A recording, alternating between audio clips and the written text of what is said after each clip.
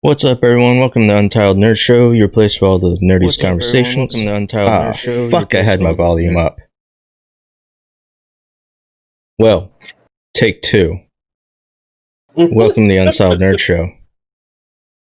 What's up, Soul Creek? I'm not even going through the intro. Fuck it. I fucked it up already. I am AD, joined by Nerdy Farmer and Nerdy Wife. I am alone again today. We have no Tara. Yeah, but that's fine. We miss Tara. You need to put that as the title. We miss Tara. Yeah. Hey, Mr. Soul Creek, how you doing, bud?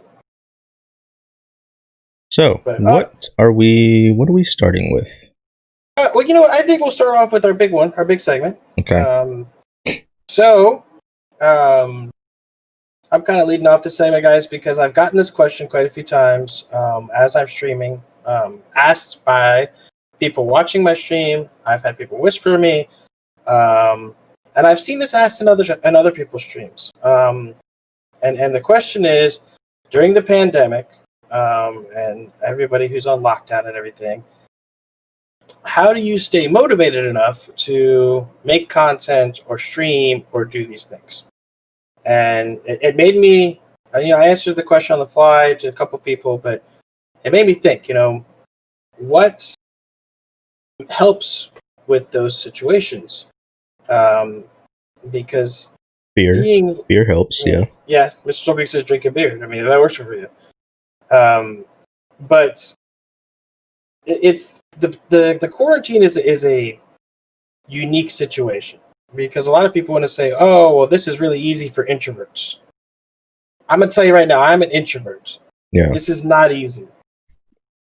This is not easy because it's not it isn't because introverts like to stay inside and not go out that makes them introverts. Introverts don't like people. We had this conversation last episode. Well, I want to kind of go more into it a little bit.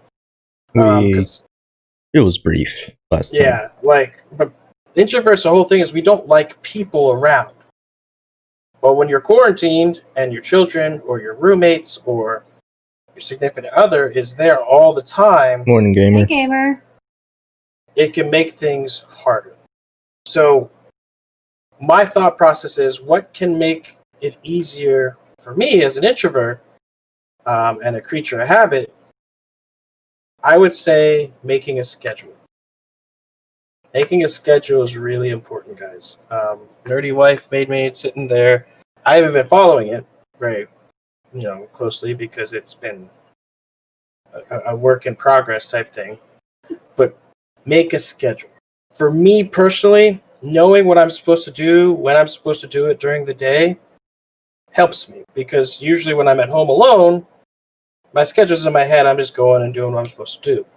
When there's a whole bunch of other people around me, it stresses me out, makes me lose track of things. I'll walk into a room and not even know what I'm supposed to be doing.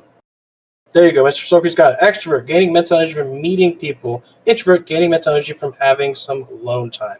And that's why it's hard for an introvert during the pandemic, because there is no alone time. There's always somebody here in quarantine. If you've got roommates, you've got family, and you're an introvert, it's hard. And I know it's hard. But you gotta make a schedule. Making a schedule is what works for me. Okay?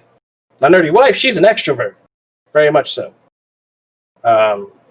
She gets energy from meeting people and talking to people and socializing. That's her thing. Yeah. So for me, introvert schedules work. For her, what helps with you? List. I make a list for everything. Not yet, gamer. We're going to though, gamer. So like just making a list, or like do you check the lists, every hour? I mean, how do you go about doing that? Do you check it twice?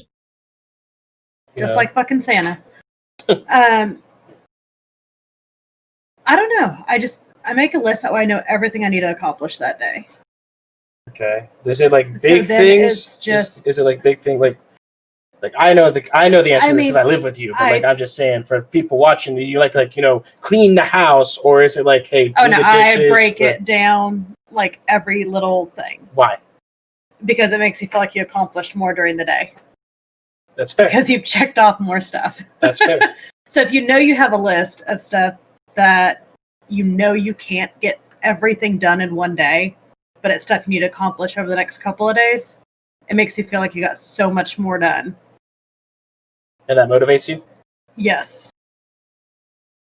Because then I feel like I'm a badass because I just got everything done. Okay. So that's fair. So those are two things that work for us. And that's two very different perspective guys. Like, Yeah, I barely go outside either. The only reason I actually go out consistently is because I go to work.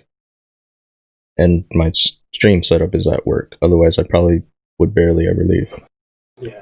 But that's two things that work for an introvert, extrovert. I mean, AD, you have anything to add there? What works for you? I mean, I think even as someone who doesn't have, family at home or whatever, like I usually am always alone as an introvert. Even that still gets kind of dull. It's still kind of hard because you still need a balance. Right. The spice of life is variety. And, what was hard initially for me was, it kind of fucked with my stream because I would have, partners, my streaming partners throughout the week, Tara and Shelby and Meg. And then that kind of got broken up.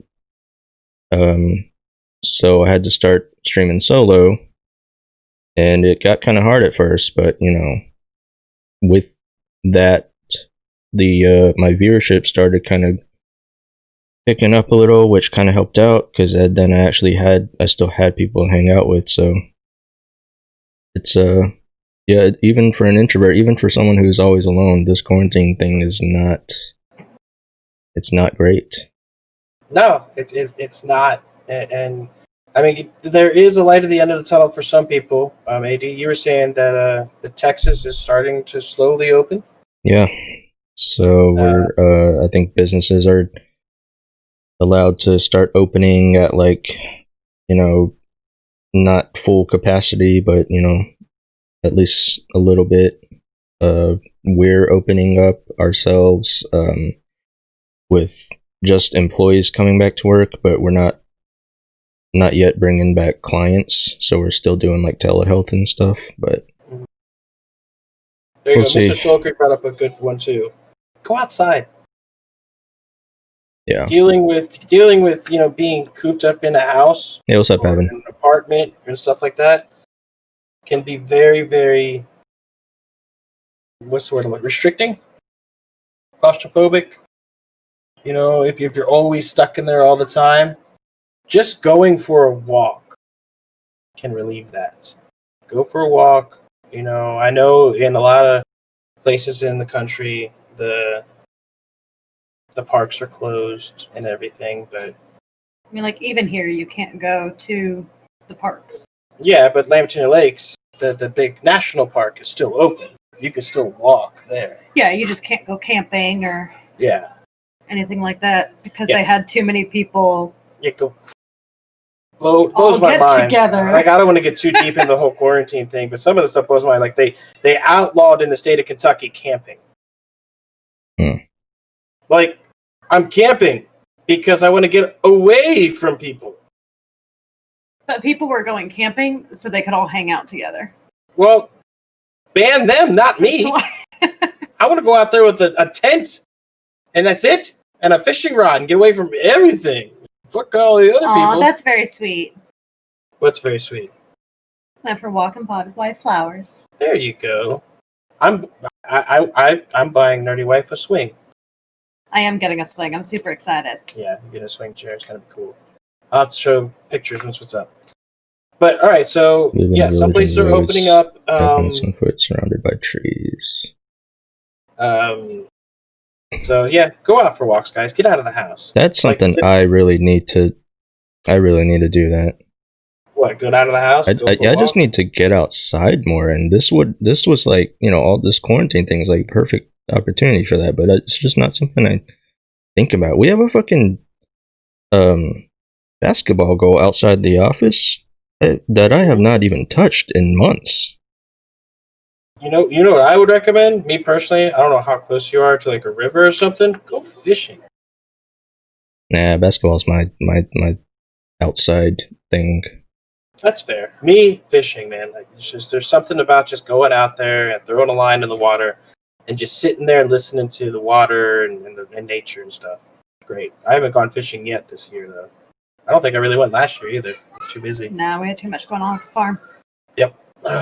But that's and that's something that I can say that I have an advantage on a lot of other people. I've got 5 acres of property. I can go outside, run around naked, and maybe 3 people would see me.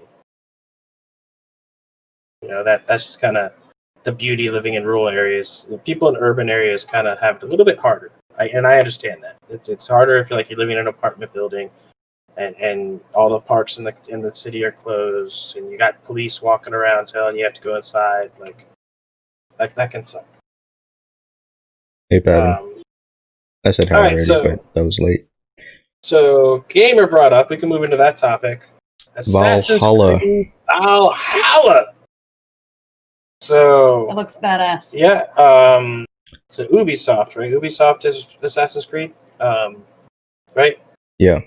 Right, so I don't know what exactly it is. It doesn't feel like an Assassin's Creed game. Well, no. We got a cinematic. That's yeah. So yeah, you can't really tell much about the game. Like if we're to review what we saw, then yeah, it's a well done FMV. That's about it.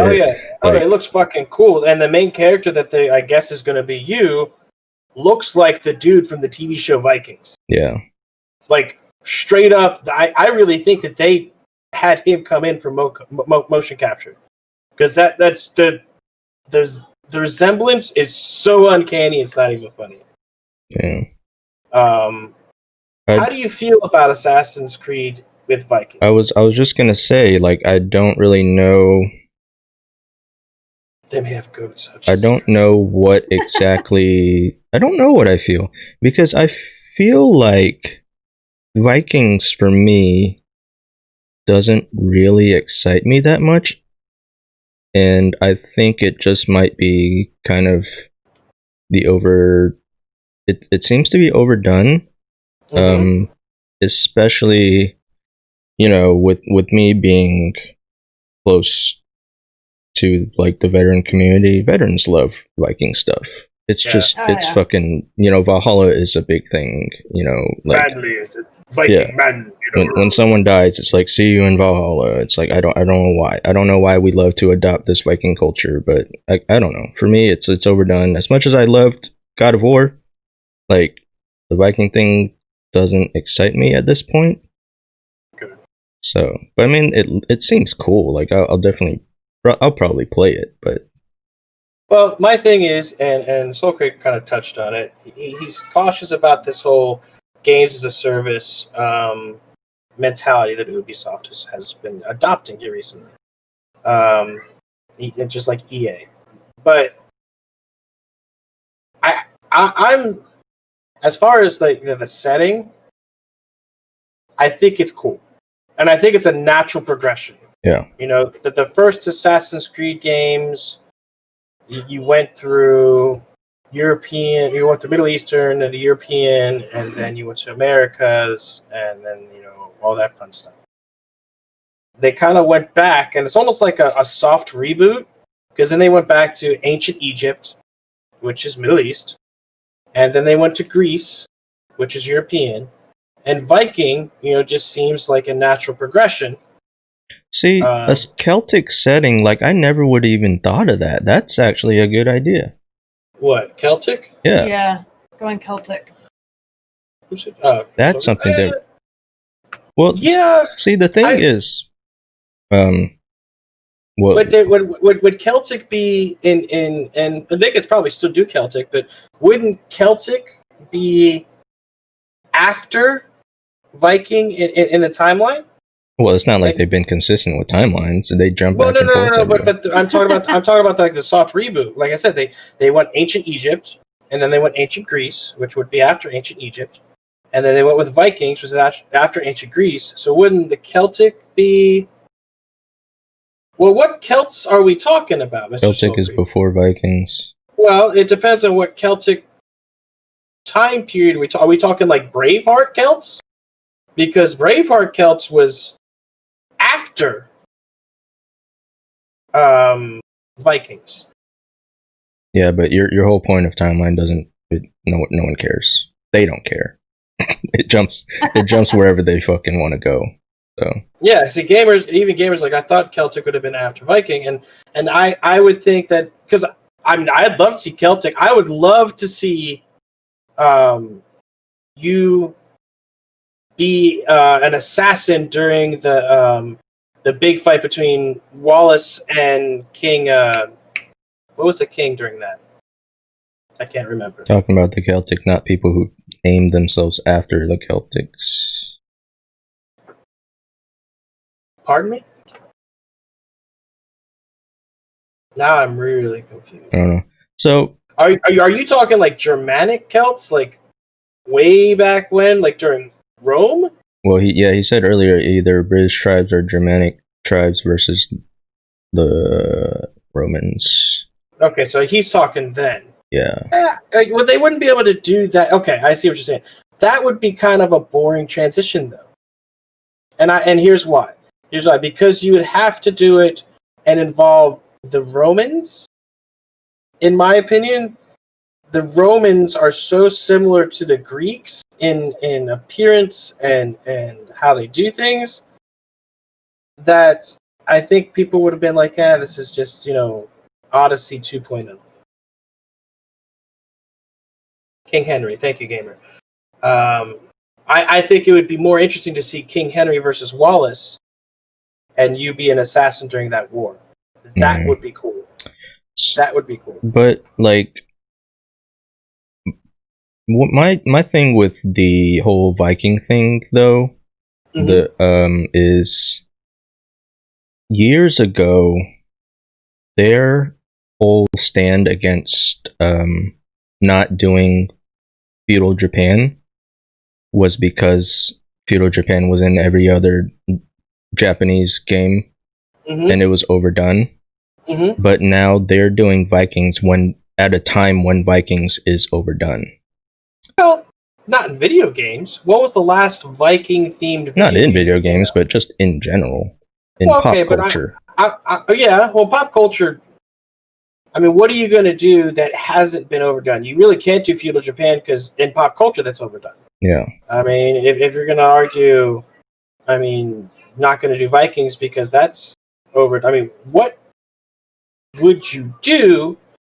Well, like I said, you really couldn't do the Roman stuff. Yeah, I guess or Germanic tribes. My the only thing you go ahead. My point isn't so much that they should do something different. It's the point of kind of being a hypocrite when you're saying we don't want to do Japan because it's overdone, but now we're doing Vikings when it's overdone. I mean, to be honest, I'm surprised that we haven't seen an actual, like, there was an Assassin's Creed that took part in Eastern areas. I think it was China, but it wasn't like a full Assassin's Creed. It was like, a spin-off type thing. I'm actually kind of surprised that at this point we have yet to see, Chinese or Japanese or India. Like, I think India is a setting that we don't get a lot in gaming. Yeah. India has got such a rich culture and got some really badass fighters and everything that, you figure India during Alexander the Great's invasion, that would be a fucking badass setting. But they don't do. Don't get me wrong. I like the Vikings, and I want to get deeper into what they actually announced. Because did you watch the developers breakdown? No. So that they actually announced some really cool aspects to this specific Assassin's Creed, in the sense that you're going to have raiding parties that you're going to do. So this is why I don't think it feels like Assassin's Creed. I think Origins was the last Assassin's Creed game that actually felt like an Assassin's Creed. I think Odyssey moved away from that, and they just focus more on combat and less stealth. And I think the Vikings one is going to focus even more on combat and even less on stealth. But you're going to have raiding parties. You're going to have a ship full of warriors that are going to be fully customizable. So you're going to be able to have like different warriors, different berserkers, different people do things. And you're also going to have settlement management. So here's a question: What is the ranged weapon in a Viking setting? Throwing axe, spear, a javelin. Maybe not javelin, but the spear and throwing axe. Ooh, Leroy, that'd be cool. Aztecs. Oh yeah. Yeah, that would be badass too. Conquistadors and Aztecs. Oh, that'd be so badass. That'd be a great Assassin's Creed setting. Leroy, call Ubisoft Call now. Ubisoft, yeah. Yeah, call them now. That'd be great. Get him on the phone. Yeah. Imagine being the assassin for the Aztecs, and you have to fight against the conquistadors, who are the Templar. Ooh, that would be good. I'd be down for that. Also, it would be a bow. I was trying to think. I mean, the ranged weapon in Odyssey was a bow, so I didn't know if there would anything they could change it up with. I mean, throwing weapons isn't a. I wouldn't really consider that, like, you can't carry a bunch of throwing axes on you like you can with arrows. Yeah.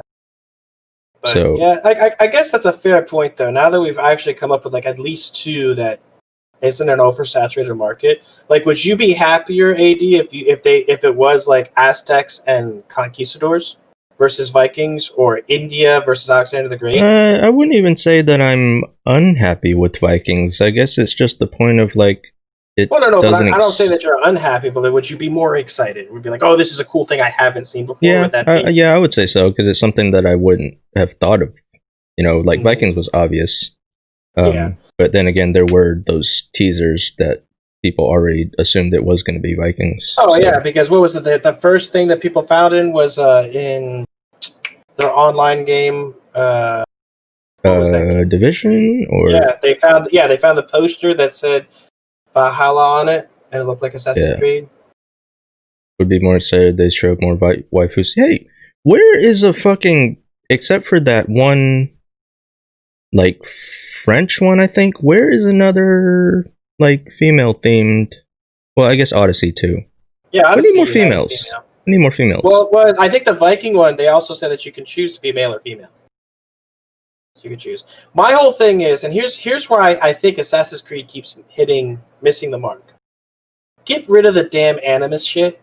Yeah, I mean, I like that it was very minimal in Odyssey. Yeah, because I hate it when I'm playing in Assassin's Creed and I'm all immersed and I'm like, yeah, I'm this cool badass assassin, and then it's like, all right, we're coming out of the VR and you're going to be this person. It and definitely, I'm like, that kills the pacing. Oh, I hate totally kills the pacing. You don't do anything at that point. No, yeah, that's the thing. Like I hate it's it. Random, pull you out, you walk around in circles, and let's go again. And, like, the thing is, like, the modern day characters suck. I fucking hated Desmond in the original games. He was so douchey. Yeah. And I would. Here's my question then for you, AD. Assassin's Creed's always revolved around the idea that the Templar and the Assassin, the Order of Assassins. What? Oh, he's sticking you out? Yeah. Oh, it's always revolved around the idea that they still exist today. Yeah. Would you want to see a modern day Assassin's Creed game in modern day? What setting? I don't know. New York, Japan. Well, I guess who are the, I don't know. Like, just a regular fucking New Yorker as an assassin? Yeah, I mean, like, I don't know. But modern Japan would be cool. That's a good point. Yeah, modern Japan. You have to deal with like the what's the Japanese crime syndicate there? If it was the what? Japanese what? The Yakuza. Yakuza. You have to deal with, like, the Yakuza and whoever else is in. I don't know Japanese. Yeah, I think bringing up modern Japan is kind of it. I think that's what I was going with, because when we talk about modern day, like I have no interest in America. Fuck America. If you want to do modern day, do somewhere else. Wow, that was cold. America sucks. What do you mean? Far Cry 5 is a great game. And Because the thing is, like, the Assassin's Creed is all based on, like, the culture of the country. We have no culture here. America is like just it's a mixture. It's not interesting. We like apple pie and burgers, damn it. Okay, fine. Our culture is fat. Corn dogs and fair food. Yeah. Bad assassins. Fried Snickers. Just a bunch of fat assassins and Templars. Well, it's easier to hold more hidden blades if you got a couple rolls, right? Yeah. It doesn't work if you lose it. Yeah, there you go. So that's I guess that's our thoughts on Assassin's Creed. I think it looks cool. It looks cool. Regardless. I think the stuff with the if you guys haven't watched the breakdown, the Fat Assassins. There we go. If you guys haven't watched the developer breakdown, go watch it. They really explain a lot of the stuff of how you're going to be able to create your own character, fully customizable. By the way, I think they said hair, face, skin, everything. Boob size. I hope so. I hope there's a bust slider. But you're gonna have, like I said, raiding parties that you're gonna be able to customize, a long ship you're gonna be able to customize. You're gonna have management. Like, I hope the management for the towns that you're gonna have, it is similar. If you guys remember Assassin's Creed 2, the villa. You had a villa that you managed, that you upgraded and everything. I hope it's like that, only better. Because I really like the villa thing that you did in Assassin's Creed 2. Yep, boobages. Turn it up to 11. So the boobs go up to 11. So I hope that's what they do. Okay, next topic. Well, yeah, also I was going to say, I really hope the game is not as big as Odyssey. See, I totally disagree with you. I hope doesn't need to be. An Assassin's Creed game does not need to be that big. It was. I hope it's bigger. I hope it's bigger. I hope the boobs are bigger. I love and this is going to be a huge controversy and butting of heads, because it happened in Odyssey.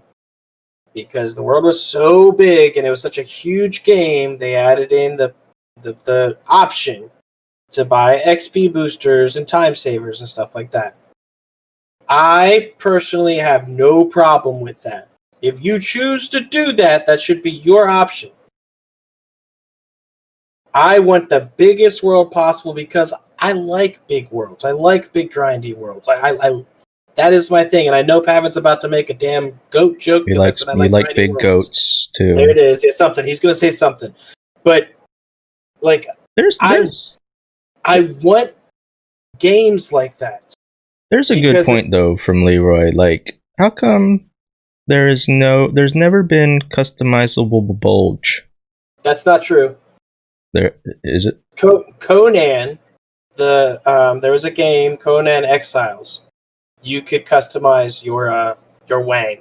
Really? You could be teeny tiny or big elephant dick. Okay, well, there needs to be more of it, because if you can adjust breast size, you should be able to adjust bulge size. Yeah, you could do that in Conan Exiles. They actually, it was like a big controversy for them when they first came out. They're like, "Why are you doing that? Why does that even matter?" I mean, but I guess, if you wanted, But yeah. But anyway, yeah, I want that big world. I need that. I love the big giant world of, I like open world games. I grew up and this is like a point of contention that I have a lot of times with people. You and I have talked about this. I hate linearity in my games. I hate being put on a path and being like, this is where you're going, and you have no option. Yeah. I love to open up a map. Like, I'm one of the few people who Damn it, gamer! I'm gonna have that song stuck in my head now. like Big Girl Chicken. Oh god. But like, I love opening up that map and seeing just this gigantic world with question marks all over the place. It's one of my favorite things that I do it like in The Witcher 3, which we need to finish. See, I know, that guys, pisses we're me close off. to it. But I thought you finished that already. No, I didn't finish the final DLC. Yeah. I filled in the map. We had to finish the story. That's all we got to do. But yeah, I mean, we literally. I don't like all the marks. Oh, I love it. I love exploring the world and drives seeing the me question mark. I love it. crazy. I love it. But I think the thing with Odyssey was I that don't want all that crap. everything was pretty much the same thing. Like, you go to a new city or whatever, and all the extra quests are like the same. It's a fetch quest or a kill quest, I disagree. The traveling from city to city or whatever was so the ship travel was probably the most dull part of it, because it was not fun at all. See, I disagree again, because I loved the ship part. It felt very reminiscent of Black Flag, and Black Flag is probably my favorite Assassin's Creed. Yeah, but I think Black Flag did the naval stuff better. Well, it was just really pirates. dull. Yeah, it was just really dull in Odyssey. However, I also disagree with the fact that I found lots of variety in the quests. I actually got pissed off. One of the quests I did off stream, I was pissed off I didn't do on stream, because it was a quest where I showed up on this couple, and it was an older couple, and the old man was like, I can't keep up with my wife. She wants me to have sex all the time, and I just can't do it. So my character volunteered to go in there and it showed time pass for like 3 days, and the old man sitting out there and whittling and enjoying himself. And my character finally comes out, and she's like finally satisfied. And the old man's like, "Thank you so much." It's like, so there was I thought there was a great mixture of quests. There were some fetch quests, but it's gonna be like that in every open world game. You can't have every single quest be this crazy amazing experience. Even The Witcher 3, some of the side quests were just go kill this thing, come back and get paid. Like, it's gonna be like that in any open world title you have. I just love huge open worlds. I like to see an open world and be like, okay, it's gonna take me months to fill in all these question marks, and I'm okay with that. I like it, and I know it's not everybody's thing. It's not, and I know that people are gonna get pissed off if it's like that. It's not. It's definitely not a mainstream thing. You know, especially if Ubisoft comes out and says we're going to offer time savers for money. But there is a huge community of people like myself who like that, because you know what? In a game like that, and I always used to measure value of a game by how long it was, how many hours I got out of it. Because, you know, back in the day when I wasn't as well off as I am financially now, I could probably only get one game every couple months. So I wanted a game that kept me busy for a long period of time. And I still have that feeling and that value placed in a game like that. So, you know, the grind, while some people don't like it, I loved it because it gave me more, it stretched my games longer. Yeah, I think for me, it's not just grind in general. It has to be enjoyable. Because, like, you know, if you talk about Odyssey, there was a point where I saw my playtime was like 40 hours, and I wasn't even halfway through the game, and I'm like, this is getting, I just want to push through the story and finish it. Whereas, you know, Persona 5, I logged fucking like 90 hours on my first playthrough, and it was like, I didn't even realize it. It was so enjoyable the whole way through. Oh yeah, I mean, there are games, and I will say, I'll be honest, there are open world games made by Ubisoft that I have walked away from because I was like, okay, this is too much. I'm going to have to come back to this later. Assassin's Creed Odyssey is actually one of them. I haven't actually finished it. I walked away from it for a little while to go do other things because it was taking so long for me to fill in the map. And there are games where I'm perfectly happy playing the game without gigantic open worlds. Um, uh, Crap.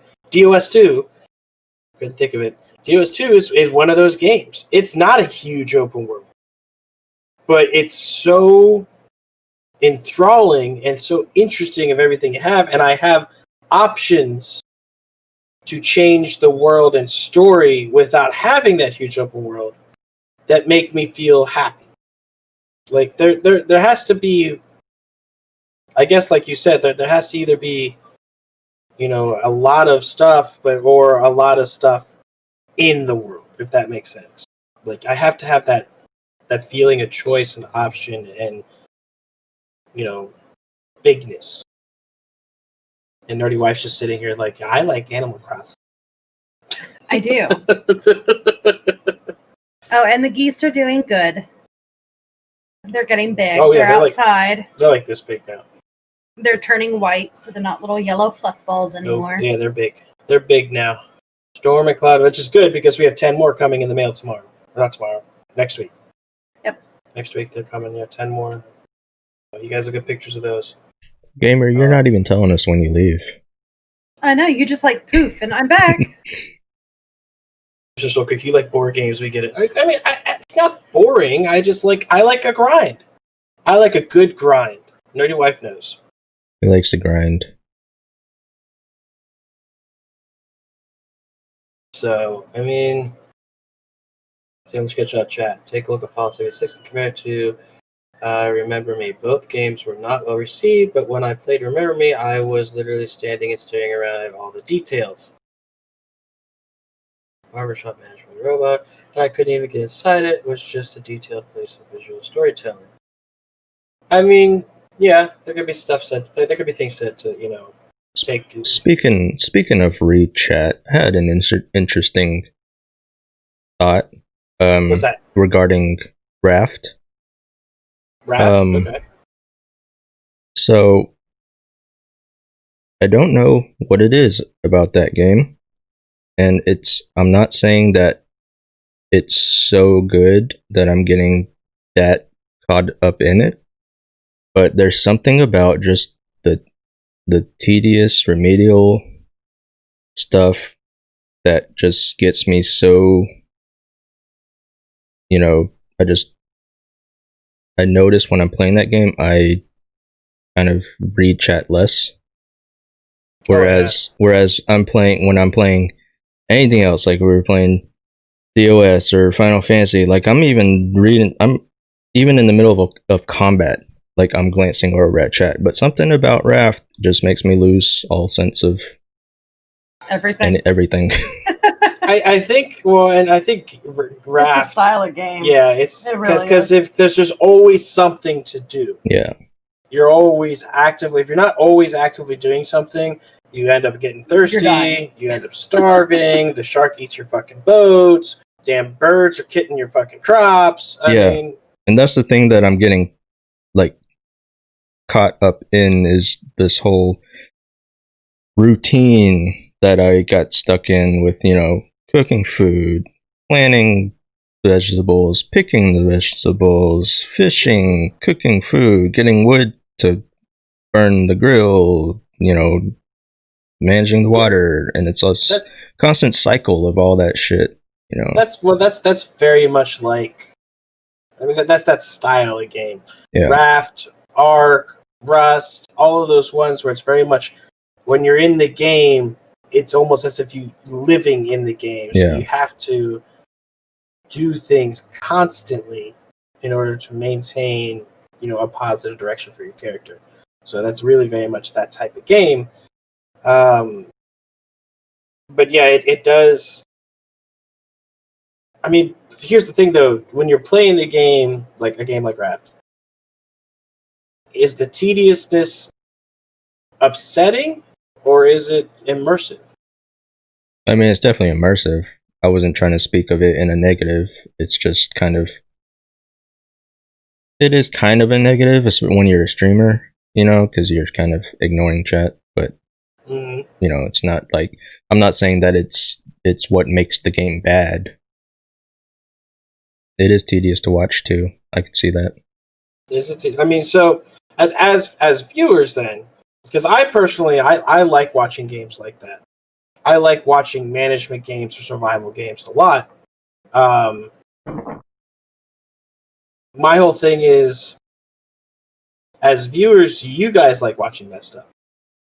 Because I know, like, for example, I know exactly what AD is talking about with RimWorld or Oni, actually not included. I can get so immersed in that when I'm managing all little things and doing stuff and everything that I don't see chat at all. But do you guys enjoy seeing stuff like that? Like, is that something that as viewers you guys like? Because I mean, me personally, I like it, but I don't think good. I don't think it's really a game to watch for the game. I think that's a game where if you had a bunch of viewers, that's the time to just have a conversation. It's not really about the game. You don't see chat in any game. That's not true. I just ignore you. Well, speaking of games, Game Fest. It's a podcast game. That's good. Yeah, it's a good way to put it. As you guys are quite boring. I also did not like watching DOS 2. You don't like watching DOS? What turns you off to DOS 2? I have to know the answer to this question before we move on to Game Fest real quick. I mean, I could see that if you're not following the story, then it's really kind of, it's not like an action game or anything. So like, if he doesn't know the story, then what exactly are we watching? What is he watching? Well, but an amazingly beautiful game. Yeah, you know. I mean, and I'm not singling you out, Leroy, specifically. I know there's other games that I enjoy a lot. I know Pavin hates a lot of the ARPGs I played, like Path of Exile or Grim Dawn and stuff like that. He hates watching those. And for Pavin, from my understanding, is that it doesn't have enough story to hook him in and watch. That's why he doesn't like Monster Hunter. There's no story to hook him, and that's fine. I get that. You're getting in trouble for not reading chat again. I'm reading it, you know. I'm waiting for Leroy because he's still management games are quite boring. I was too, you know. Like I'm just curious what turns people off to certain games. It is too goddamn slow. The combat takes years, and by the time you get to the story, you're 4 hours in, and there has been one tiny piece of story. If I miss like one stream of 7 hours, of which 6 were combat, then I suddenly miss everything about the story, and then the story becomes obsolete. So it's the combat that you don't like. Or the encounters where they take a long time to... Well, also, there's like the hours that we spend on inventory management. Well, so. Yeah, but that's us. But I mean, I can see that complaint in the combat where. But so Leroy, so you don't like any turn-based combat games, or is it just DOS 2's combat? I think it's DOS specific, or maybe just that style. Because I mean, obviously, I know he would love to watch me stream Persona, which is turn-based. So.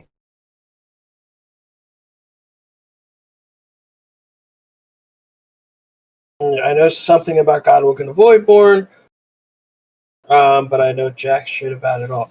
Well, but I don't know. I mean, if you don't like it, you don't like it. I'm not like even Persona 5 anyway. See, I'm the exact opposite. I thought Persona was like, first of all, I don't like. I'm not a big fan of traditional turn-based combat. I don't like seeing, okay, you stand here and you stand here, we're just going to, I'm going to hit you and then you're going to hit me and I'm going to hit you and you're going to hit me. I liked what DOS 2 did with it where you have you interact with the environment, you can move your characters and the whole AP system. I like that way more than just, I'm going to stand here and you're going to stand here and we're going to hit each other.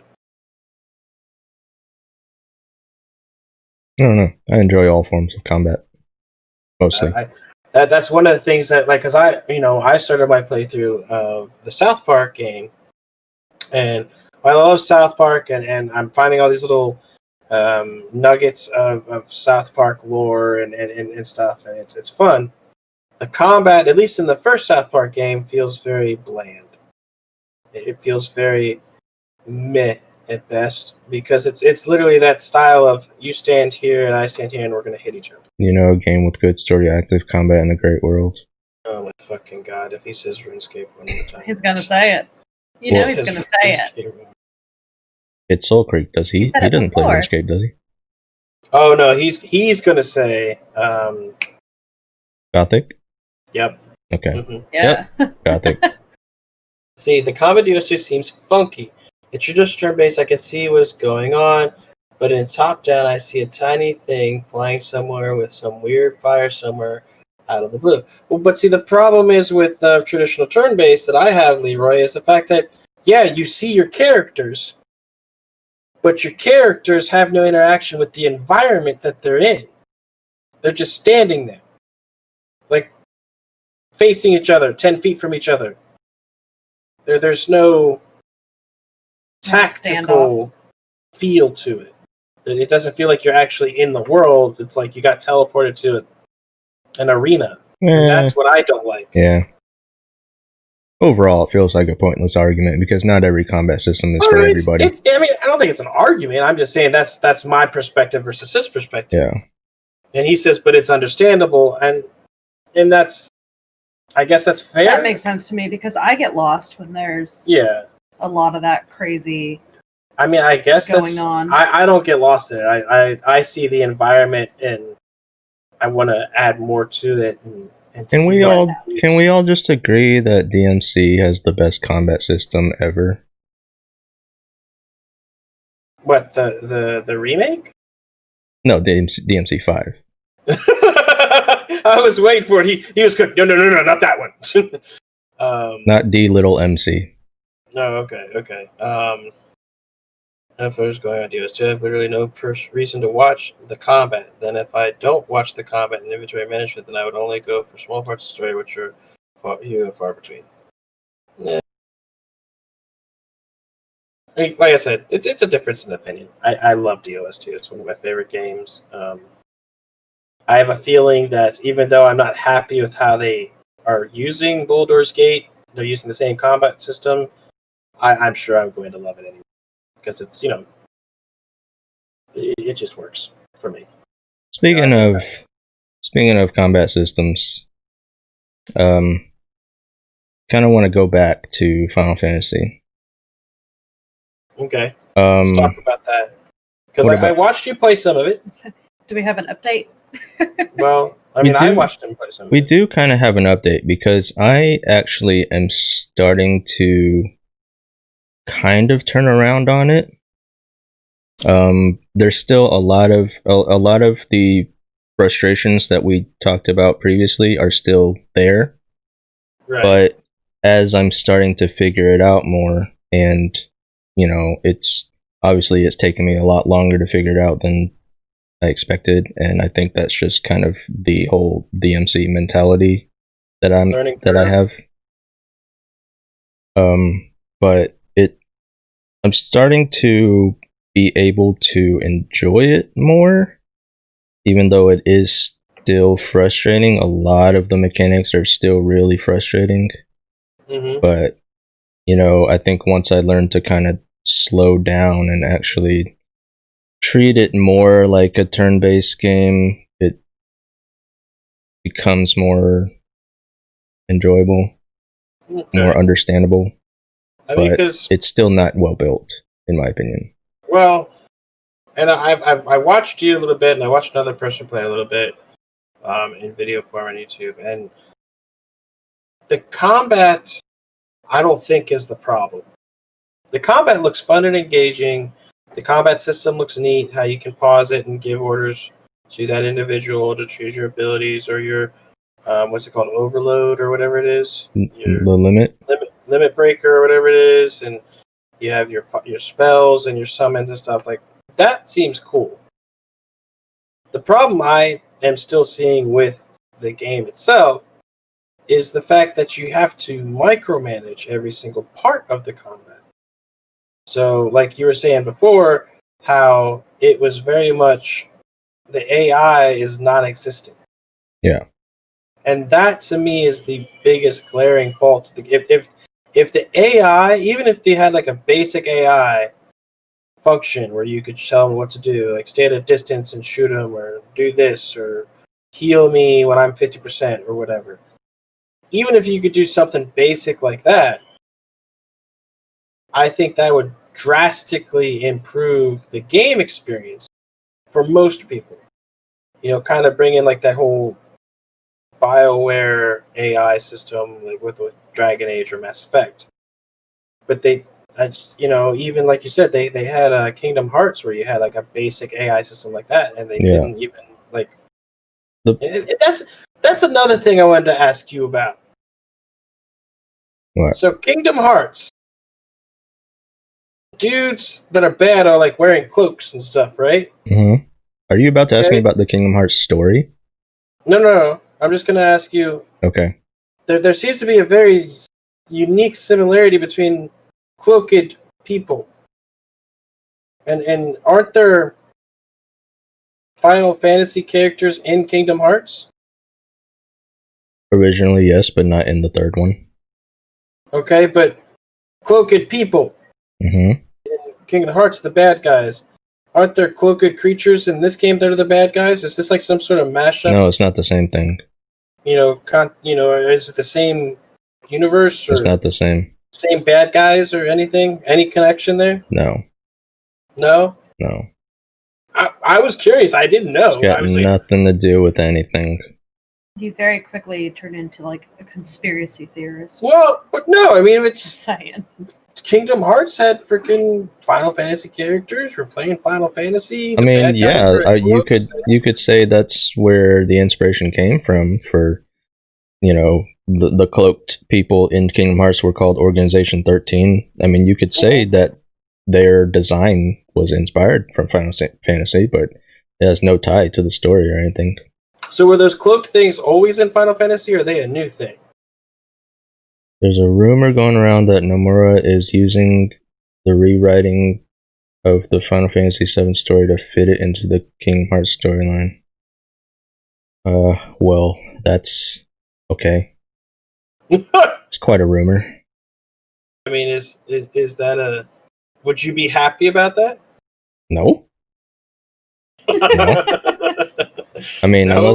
unless you want to, unless Cloud is going to start traveling between Disney worlds and shit. You don't want Mickey Mouse and Goofy to show up as optional party members for your team in Final Fantasy Remake? Give me Mickey Mouse versus Sephiroth. Give me that. I'll watch that. But let's go back to Final Fantasy. Okay. Get back on track. It's so the whole problem, like I said before, the whole problem with the combat system is that it's half of different combat systems. It's a whole bunch of halves from a bunch of different combat systems. It's Kingdom Hearts, but not fully Kingdom Hearts. It's DMC, but not fully DMC. And it's not even the good parts of it. Like, I don't know. Like, your basic attacks have this DMC style, but it doesn't feel like DMC because you are slashing away at enemies and they don't even flinch. Whereas they can just punch you and push you back. And I saw that frustrating the hell out of you because they kept tackling Tifa off screen.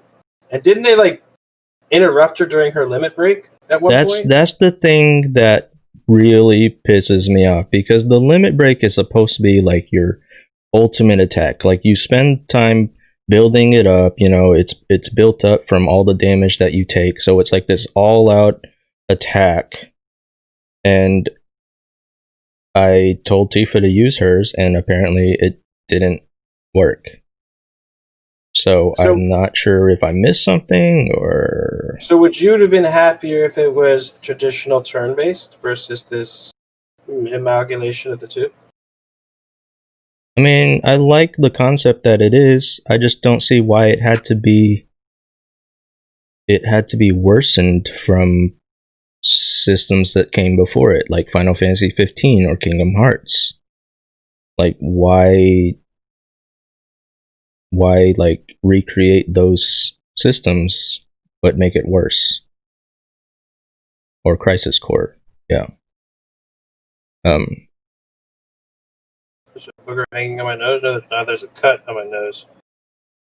Oh, yeah, fuck the Tonberry. There's so many specific enemies I could talk about. It's not even... There's so many enemies that are just bullshit. Like, you know, like a basic fucking soldier. I'm slashing away with Cloud's giant fucking sword. He doesn't flinch at all. He punches me and just knocks me back. Mm-hmm. And I get that there's like a stagger system. I don't know if you've seen that. But enemies have like this stagger meter, and if you fill it up, then they get staggered and take more damage, and you can. And I understand that you are supposed to stagger them before they will actually stagger. Mm-hmm. But the fact that they can just stagger you with a light punch, and they don't even flinch when getting hit by a freaking giant sword. That's where it's trying to be DMC, but it's not. Because in DMC, enemies actually feel the weight of your fucking sword. You know, I understand if a larger enemy doesn't flinch on an attack, but a smaller enemy should. Would you have been... Combat of FS7 would be more like Devil May Cry if it was a whole lot better for... Well, here's my thing. If it was more like Devil May Cry, it would have been better. I expected it, and this is just me. I expected Final Fantasy combat, and I'm kind of disappointed in the way it is. But I expected Final Fantasy VII's Remake's combat to be more like Xenoblade Chronicles 2. I expected that combat system to be very similar to that one, where you can have certain characters hold the aggro, and minus the blades, but then you could still have summons, which would act like the blades and whatnot. So that's what I expected the combat to be like. Yeah, see, aggro is another issue that, like, as soon as you switch to a character, the enemy starts targeting you, who you're controlling. You can't aggro them with the melee character and then switch to Barret to shoot from afar, because the enemy will automatically target you. I noticed that, and that seems like a silly thing if you're going to have the player character holds the aggro. That just seems silly. So if you're playing the game, you are effectively forced to play the tank. Yeah.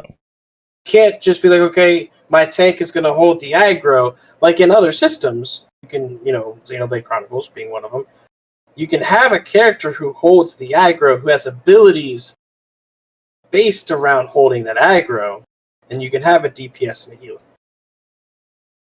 I don't understand. Like I said, it comes down to that whole AI thing, and that it just seems like they missed the mark. Yeah, and like I said, I'm starting to enjoy it more. Like when it works, when I know how to fight the enemy, it's fun, but it could be better. It could be a lot better. Yeah, but see, Mr. Soul Creek video section, he says, video game Donkey summarized it perfectly. This remake is the 8-hour opening Final Fantasy VII, stretched to over 30 hours, where every filler content is poorly written, and a combat system that is more clunky than fun. See, and that individual would be the very much minority in what I've seen in reviews. Yeah, that's the thing that's blowing my mind, is that a lot of people seem to love this combat system. Like even people which are usually have no problem, pulling out all the stops, have no problem telling people the brutal truth, are praising this game to like the highest levels. Angry Joe, ACG. Those people are literally have no problem telling people that their game sucks. are like 9 out of 10s, badass seals of approvals, go buy it now. It doesn't make sense. Mentality when you've got people and I'm fairly certain that I can say confidently that neither one of these individuals that I at least the two I named are being paid any money by Square Enix. Yeah. None. And I know part of my problem personally is getting stuck in the DMC mindset, especially when the combat looks like DMC. It's hard for me to get out of it, and that's why it took me longer to learn this system than it should have. Like with Star Wars. Like you saw me play Star Wars. The combat looked DMC-ish, but you're supposed to play it more Dark Souls-ish. Yeah. And I think that's why Dark Souls was kind of, in a way, it was easier to learn because it wasn't fast-paced combat. It was, every attack was like slow, so I didn't get stuck in the DMC mindset. So, but when the combat is built to where it looks cool, it makes me want to play it cool. Well, speaking of Star Wars. So there's news out that there's another Star Wars game on the way. You finished the Star Wars game. Mm-hmm. I did not. Not because I thought it was too hard, not because I, thought the story was bad. I thought the story was interesting. But my problem with the Star Wars game, and I want to get your mindset on this, was that anything that you earned, whether it's like lightsaber parts or ponchos or things, it all felt hollow. That's one of my criticisms of that game, was that the gear system was non-existent. The outfits were all the same. Yeah, loot didn't mean anything. Yeah, that was my big problem with the game, and everybody knows, or ever watched me, I'm a loot whore. I love my loot, but that game specifically, every piece of loot I found was it didn't drive me to progress further. And then the actual system in the game for your perk points felt hollow too. Like there wasn't enough option. Like there wasn't like, hey, I go down this skill tree or go to that skill tree or that skill tree. It just felt, you know what I mean? Yeah. Like it almost felt like it would have been better off if they didn't have those things and then just said, hey, here's your character, go beat this game. Yeah, I think the skill tree was really lacking. There just weren't there weren't a lot of powers just in general. Like you had push and pull. That was about it. Like you couldn't, like for example, take, Knights of the Old Republic. You couldn't make a Jedi that focused on mind tricks. Yeah. Or stealth. Or you couldn't make your Jedi Padawan into your Jedi Padawan or your Jedi Master. You were just, here's some basic things, and they tried to make it customizable when it really wasn't. Yeah, they made it was very linear tree. But it was I think that's the problem with it, is that it tried to add customization, but it was like so half-assed that it would have been better off to just not have the customization. Just leave it as a single player action game with a linear story and fine. But like to add all this, the fake sense of open worldness and this fake sense of customization. Yeah, it's like, well, we're seeing that more though, I think, and I'm afraid, and the reason why I want to make this reference is because we saw that in Sekiro, where, I'm sorry, I know people love Sekiro and it's an amazingly beautiful game and it's very skill based. The learning curve is high. I get it. Sekiro's a great game, but it had the same concept very much in my mind. Where the loot felt hollow. It didn't really feel like it had a place. You could have gone the whole game without it. Same with and Star Wars did it even worse. It was even worse because at least the loot in Sekiro had some purpose. In Star Wars, it had none. No, the only piece of loot that had any purpose is when you got the double-sided lightsaber. Yeah, that was it. Okay, I fear for new games coming out that they might continue down this trend of having loot be very hollow feeling, skill trees be very empty feeling, because now we've got another big one on the line coming up. We have in July Ghost of Tsushima coming out. I'm afraid we're going to get a very hollow loot system in this too. And I know a lot of people they don't want games to go to the opposite end of the spectrum. The opposite end of the spectrum, I would say, would be Borderlands and Neo and stuff like that. Whereas I love games like that. I know a lot of people hate that because it's too much loot. It's empty. Overkill. Well, it's I've had a Leroy say it to me a lot of times. It's empty loot. It's something that why am I being given all these gray guns and these green guns when really I'm looking for purple and legendary guns, and this is all just going in the trash anyway, so why even drop it? Because you sell that shit and then go buy the one you want. But No, I know. Why not then just drop the money, because that's all you're going to be doing with it. It's called checkmark development, where you only implement stuff like skill trees, open worlds to checklists. Yeah, that's a good point. Yeah, and I hate that. I love my open worlds and my loot and my skill trees. I love those things. If you build the game around that, if you just throw things in there just to have the check mark so you can try to hook people like me who like a skill tree, or another person who likes loot, or whatever, that is, in a sense, makes a hollow game. Yeah, you could have a great story. Like if you have a great it really story, should be false advertising. Well, yeah, but if you have a great story, build your game on that story.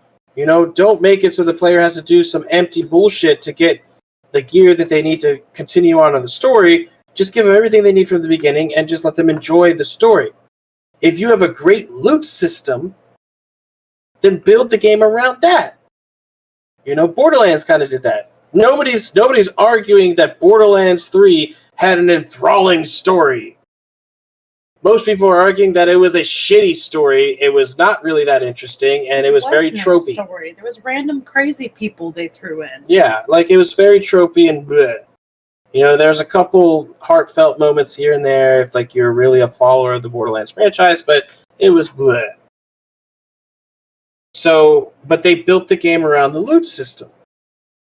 You're seeing these games more and more often who have these check marks, and I want games where you have deep systems and games built around them. One of the perfect examples, in my opinion, is Path of Exile. Path of Exile has and is touted as one of the most complex skill tree systems in gaming ever created. Most people don't give a damn about the story.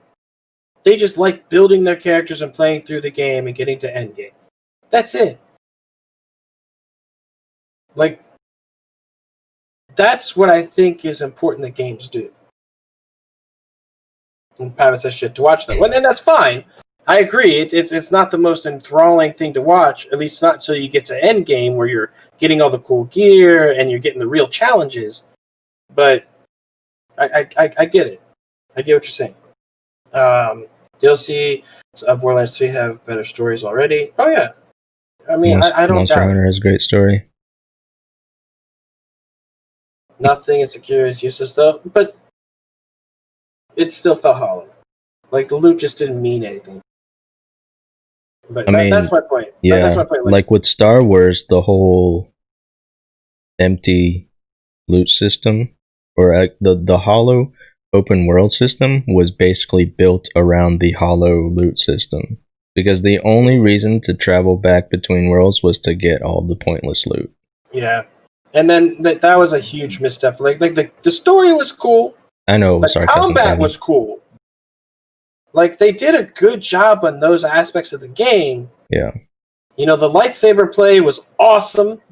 The challenge was great when you fought, hard enemies, especially when you fought against other people with lightsaber-esque weapons. Yeah. Awesome. They hit the nail on the head on those. They should have just focused on those and trying to get checkmark stuff. Yes, that's exactly the point, Leroy. The items were useless. It was basically just different colored ponchos or different colors for your bot or your ship, or your lightsaber, or yeah. I found the color I liked and I stuck with it the rest of the game. So anything else I picked up was fucking pointless. Or your plants. You could plants in your ship. Plants that do nothing. They're just for they couldn't even give us fish or animals to look at that were moving. They were plants. Literally the most boring item to collect on the planet. I mean, hell, you could have collected rocks and that might have been more exciting. So, I mean, the security isn't useless though. But it was. You could have just given me the stuff anyway, and I'd been fine. There was no changing out my sword. There was no, putting on different armor. It was basically currency. That's what the loot in Sekiro was. It was currency. It wasn't loot. It didn't give you a different way to play the game or do anything. It was currency.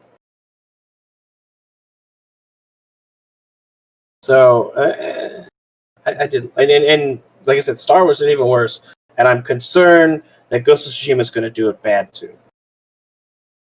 I think they're going to pigeonhole you into playing a certain way, and you're not going to be able to play the game how they're toting. You're going to be able to play the game in any way you want, open world with choices. Who's the developer on that? Sony, I think. Are they the developer or the publisher? He played 20 minutes of it. I think. No, I did not play 20 minutes of it. I played a lot of the fucking Sekiro game, and it bored me. It bored me to death. Not the publisher, the developer. Yeah. Ghost of Tsushima's developer is, and I know I'm gonna get a whole bunch of crap. Okay, I know I'm gonna get a whole bunch of crap from everybody in the freaking chat because they're all, fanboys of Sekiro. I don't care, guys. I think the game was boring. What did Sucker Punch do? Infamous. What is Sucker Punch? Huh? Sucker Punch did Infamous. That's basically all they've done. Is Infamous. And they're doing Ghost of Tsushima? Yeah. It's been so long, and I only played the first Infamous.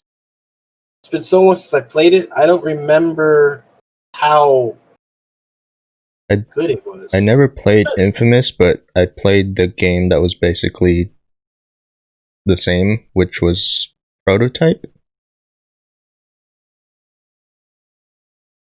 Well, I like Prototype. Prototype was fun. That was a fun one to watch. Prototype was fun, but I mean, I'm just trying to get a sense of what kind of game Ghost of Tsushima might be. But if Infamous is all they've done, I don't really know. Wait, why did that come up as stars? How dare you classify me as a fanboy of Sekiro? That came up as stars in your chat. Is fanboy not allowed? There's nothing to do with fanboys. You just don't understand the items of the game. You don't like the fact that this game has no gear progression and no giving the game shit about stuff they did right.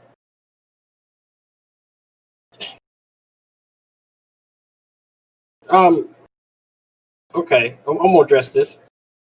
I said the game did some cool things. I said that the combat system's great. It's interesting. It's interactive. It's fun. It's challenging. It's hard. I mean, they didn't say it was a bad game. I just said that you could do without all the loot. It felt hollow to me. It felt like just a bunch of currency. It didn't change anything about how you played the game. It pigeonholed you into playing it a certain way. You had to only use one weapon the entire game. You got a couple little gadgets for your fucking arm, and that was about it. And that barely changed how you could play. You got like a hatchet and a shield and a couple other things that you could do, but it still didn't drastically change how you played the game. You had to fight certain bosses a very specific way if you're going to be successful in a good way. Like, it pigeonholed you. There's no arguing that. That's what it did. It's weird. Why did that show up as stars on... I can see it in chat, but on the stream it shows up as stars. I don't know. That's weird. I don't know. I told you I was going to get shit because I don't like Sekiro. Enough of that. Let's move on. Yeah. Yep. Anyway, so Ghost of Tsushima, I'm worried about that they're not going to do it well. Yeah. I think it's going to be an open world with pigeonholed gameplay. I could be wrong, but I think it's going to be open world with pigeonholed gameplay, and the loot's going to be empty. It's going to be hollow. I don't think that it's going to be worth a damn. You don't like Sekiro because of reasons that aren't reality. No, I don't like Sekiro because I think it's a boring game. There. Just like Leroy doesn't like Divinity Original Sin because he doesn't like how it looks in the combat, and he can't, y'all aren't going to convince me. So I should play Infamous. I don't know. It's not on my list. Kind of old at this point, isn't it? Infamous? Yeah, I don't know. There's a lot of games. I actually just saw their website. There's like 5 or 6 Infamous games. Like, I only knew that of 2. Used to play it quite a bit. It's like a bunch of spin-offs. The first one, yeah. I remember playing the first one. But I don't know. I'm worried about Ghost of Tsushima. I'm also worried about, and I'm going, boy, oh boy. Talk about controversies. I'm also worried about the other big Sony game that was announced. Last of Us. Last of Us 2. Hey, okay. Without saying anything, who here has actually seen the leaks? Who's seen the spoilers? Yeah, who's seen the leaks and spoilers for Last of Us 2? Because I haven't, and I'm trying to stay away. Yeah. So, fuck Yeah, so Naughty don't Dog, let them spoil burn. it. I'm assuming Mr. Soul Creek's seen the spoilers then. I have seen them, or the leaks. They were spoiled for me unintentionally, and then I did the actual looking into everything because, well, fuck it, I know now. Yeah. Last of Us 2. I'm not gonna spoil it for you guys, but I happen to know that People gonna be pissed. yeah, PlayStation made a very poor choice, or Naughty Dog made a very poor choice. And people who are fans of the franchise are not going to be happy.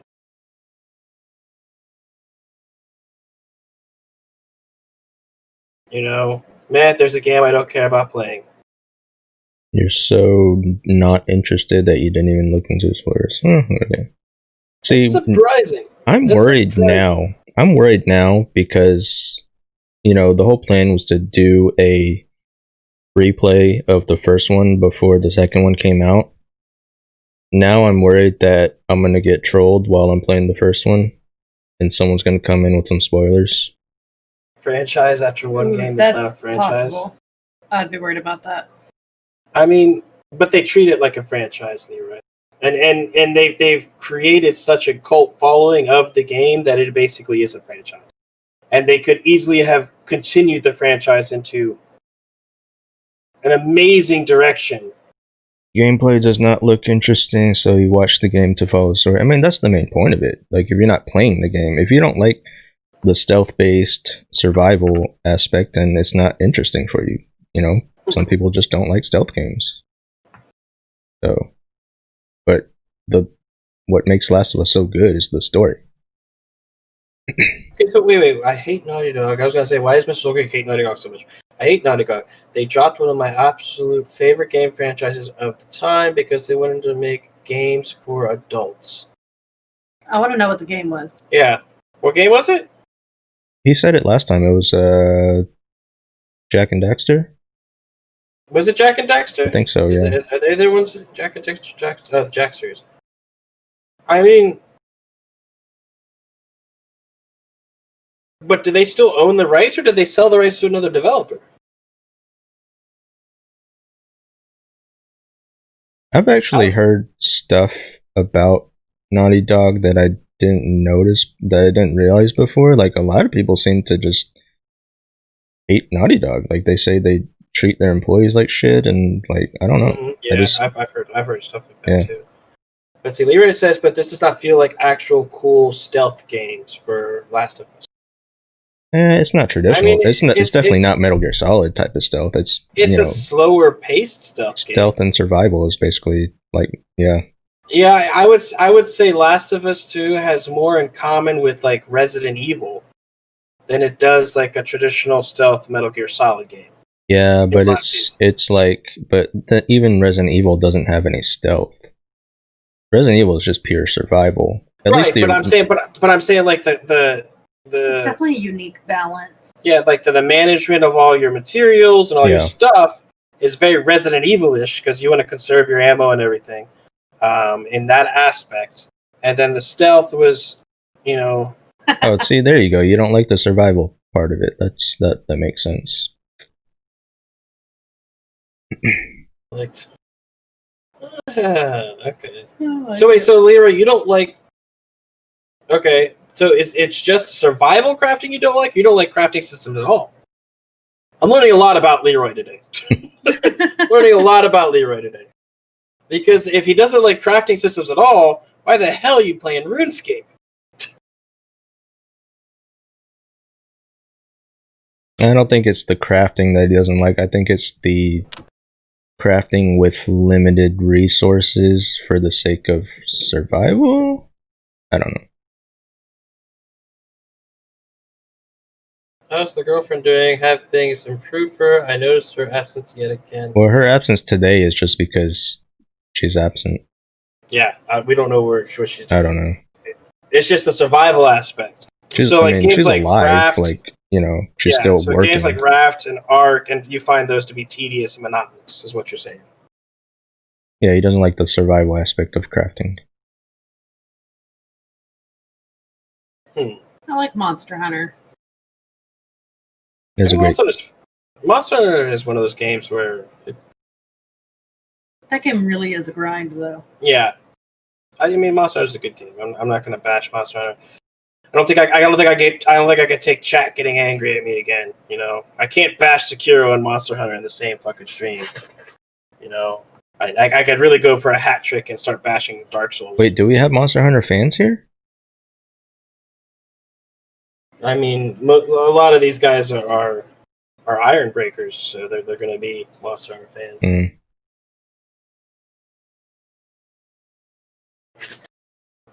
Be careful what you say. I know where you live. Exactly. See, I could go for a hat trick and really piss off people today, but I'm not going to. I've always known that I have an unpopular opinion on games. I know that for a fact. I like question mark open world Ubisoft style games. I do not like Dark Souls. I do not like Sekiro. Monster Hunter's fun to play in bursts. And it's just who I am as a gamer. Everybody's got their thing. I'm sure I don't like Persona 5, everybody has their thing, I guess. He lives in Kentucky. I mean, it's basically a village. I mean, accurate. You're not wrong. Pavan says, I'm an Iron Breaker that thinks Monster Hunter is absolute shit. That's not true. No. If we were on my channel using my chatbot, I could type in Pavan loves, and there's a thing where you say Monster Hunter is an amazing game, you just don't like watching it. It's very repetitive. Yeah, and it is repetitive. I mean, Monster Hunter is very repetitive. You go out and you kill the same monster 100 times to get one Rathalos ruby, to craft one piece of armor, and you go do it again. Like, it's kind of...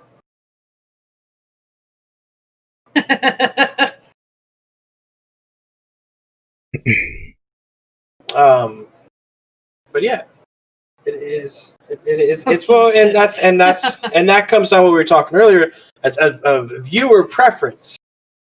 You know, some people really like that story. They have to have that story to watch.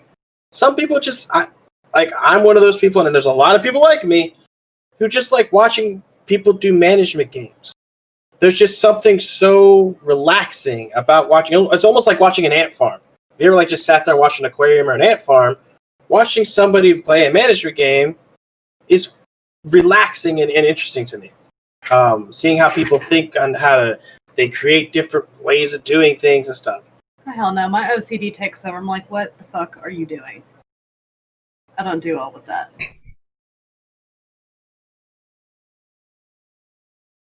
We are taking over. First nerdy, then AD, and then the world. I mean, oh yeah, you guys are both mods. Oh no. I just modded Leroy. Oh. Might have been a mistake. Yes, you made a terrible, terrible mistake. Yes, there's Pavin saying Monster Hunter is a great game. Speaking of games, though, and being released in the summer, big event Fast coming next week. I'm sorry? Fast and Furious. Is that coming out? I'm pretty sure it comes out in the summer. I thought it got delayed. Did it? The movie got delayed. Yeah, so maybe the game got delayed too. Nah. But anyway, speaking of big events, though, next week, as part of Jeff Keighley, if you guys haven't heard, Jeff Keighley is doing a 3-month-long summer game fest, where he's going to be making sure that... yeah, you can mod on Terra's channel. He's going to be making sure that, since we don't get E3 this year, we're probably not going to get Gamescom this year, that we get all of those big announcements that we all usually look forward to for E3 and Gamescom. Even if they're, E3's kind of turned into a shit show, we still look forward to seeing those big announcements, those big things that games are coming, for us. Because we're not getting those this year, though, Jeff Keighley is doing Summer Game Fest from May to August. He's got Microsoft involved, Bandai Namco, 2K, Activision, basically all the big names. Blizzard, Bungie, CD Projekt Red, Digital Extremes, Electronic Arts, Private Division, Riot Games, Sony Interactive, Steam, Square Enix, all the big people. And basically kicking that off next week, Microsoft is going to be showing all their games. I think May 7th it is, for the Xbox Series X. AD, what's your thoughts? What games do you think we're going to see next week? And are we covering it? Are we going to be covering that next week? Oh, is that like a watchable thing? I think it's a stream thing. Or they're streaming it live. Yeah, might as well cover it. We need to make sure we're allowed to restream it. We'll check the rules on that. Yeah. Make sure we're okay with that. Do we know when? I don't think they said when, right? May 7th, I think it is. But like time and shit? I'll have to look it up. So 7th, that's going to be Thursday. Okay, so we might be doing that instead of doing our regular raft or whatever we do on Thursdays anyway. Thursday, let's see.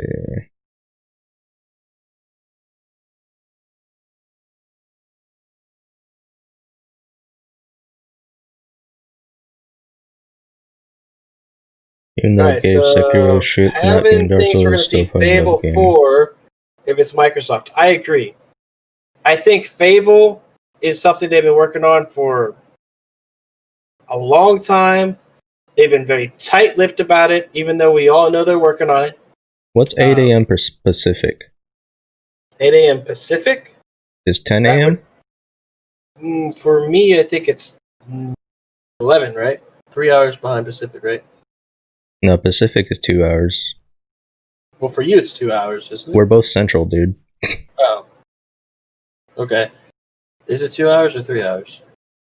From what? From Pacific time. You have family live there. You talk to them. Pacific? Yeah. 2. It's 2. Okay. So it's 10. 10 a.m. Okay. Yeah, we can cover it. If we're allowed to restream it, we'll restream it. But anyway, Yeah, so Fable's been. I think we're going to see that. I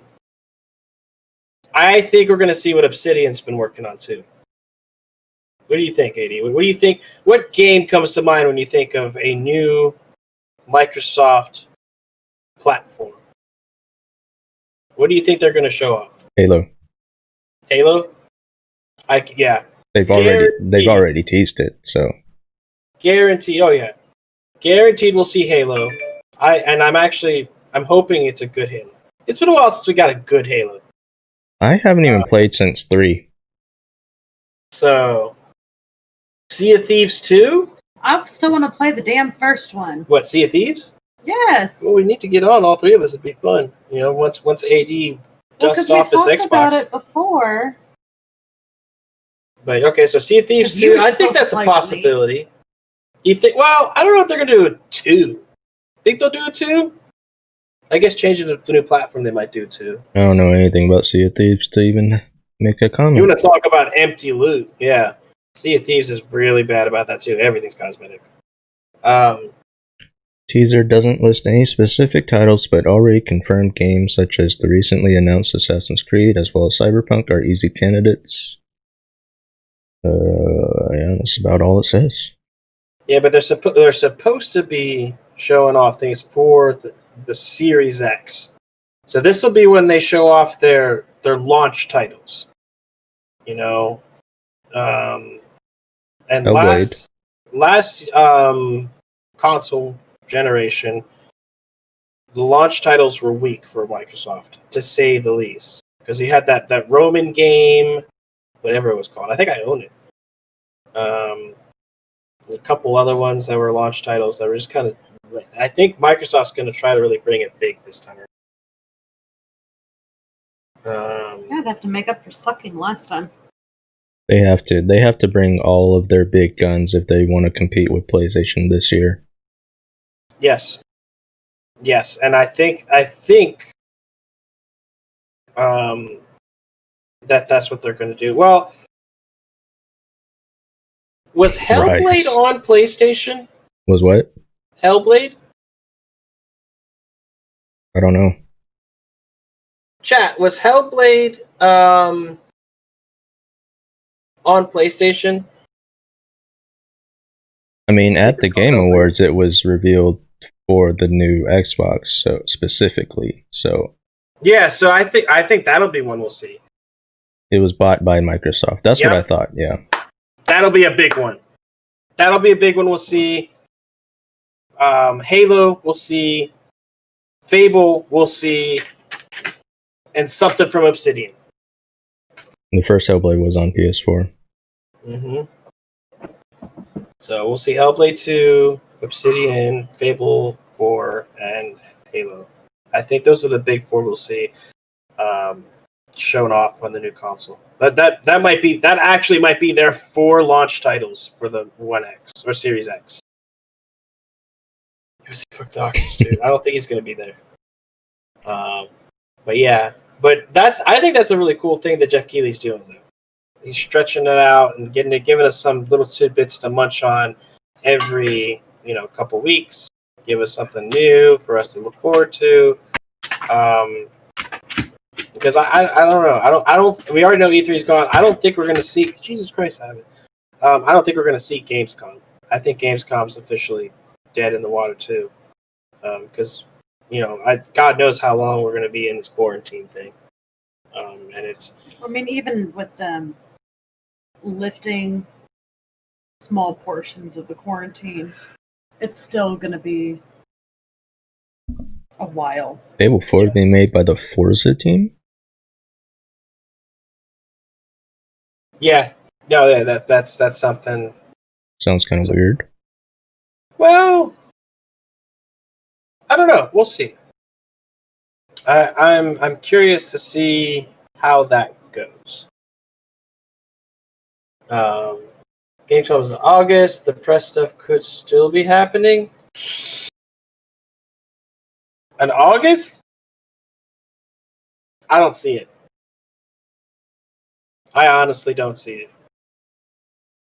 Because I'm going to be entirely honest with you guys. everybody who's starting to lift restrictions and everything, with the way that the government has reacted, and I mean governments in general across the world, the way they have reacted to the initial spike of the virus, when you get that inevitable second spike, and it will happen, it's not like, oh, this could happen. It will happen. The governments are going to lock everybody down again.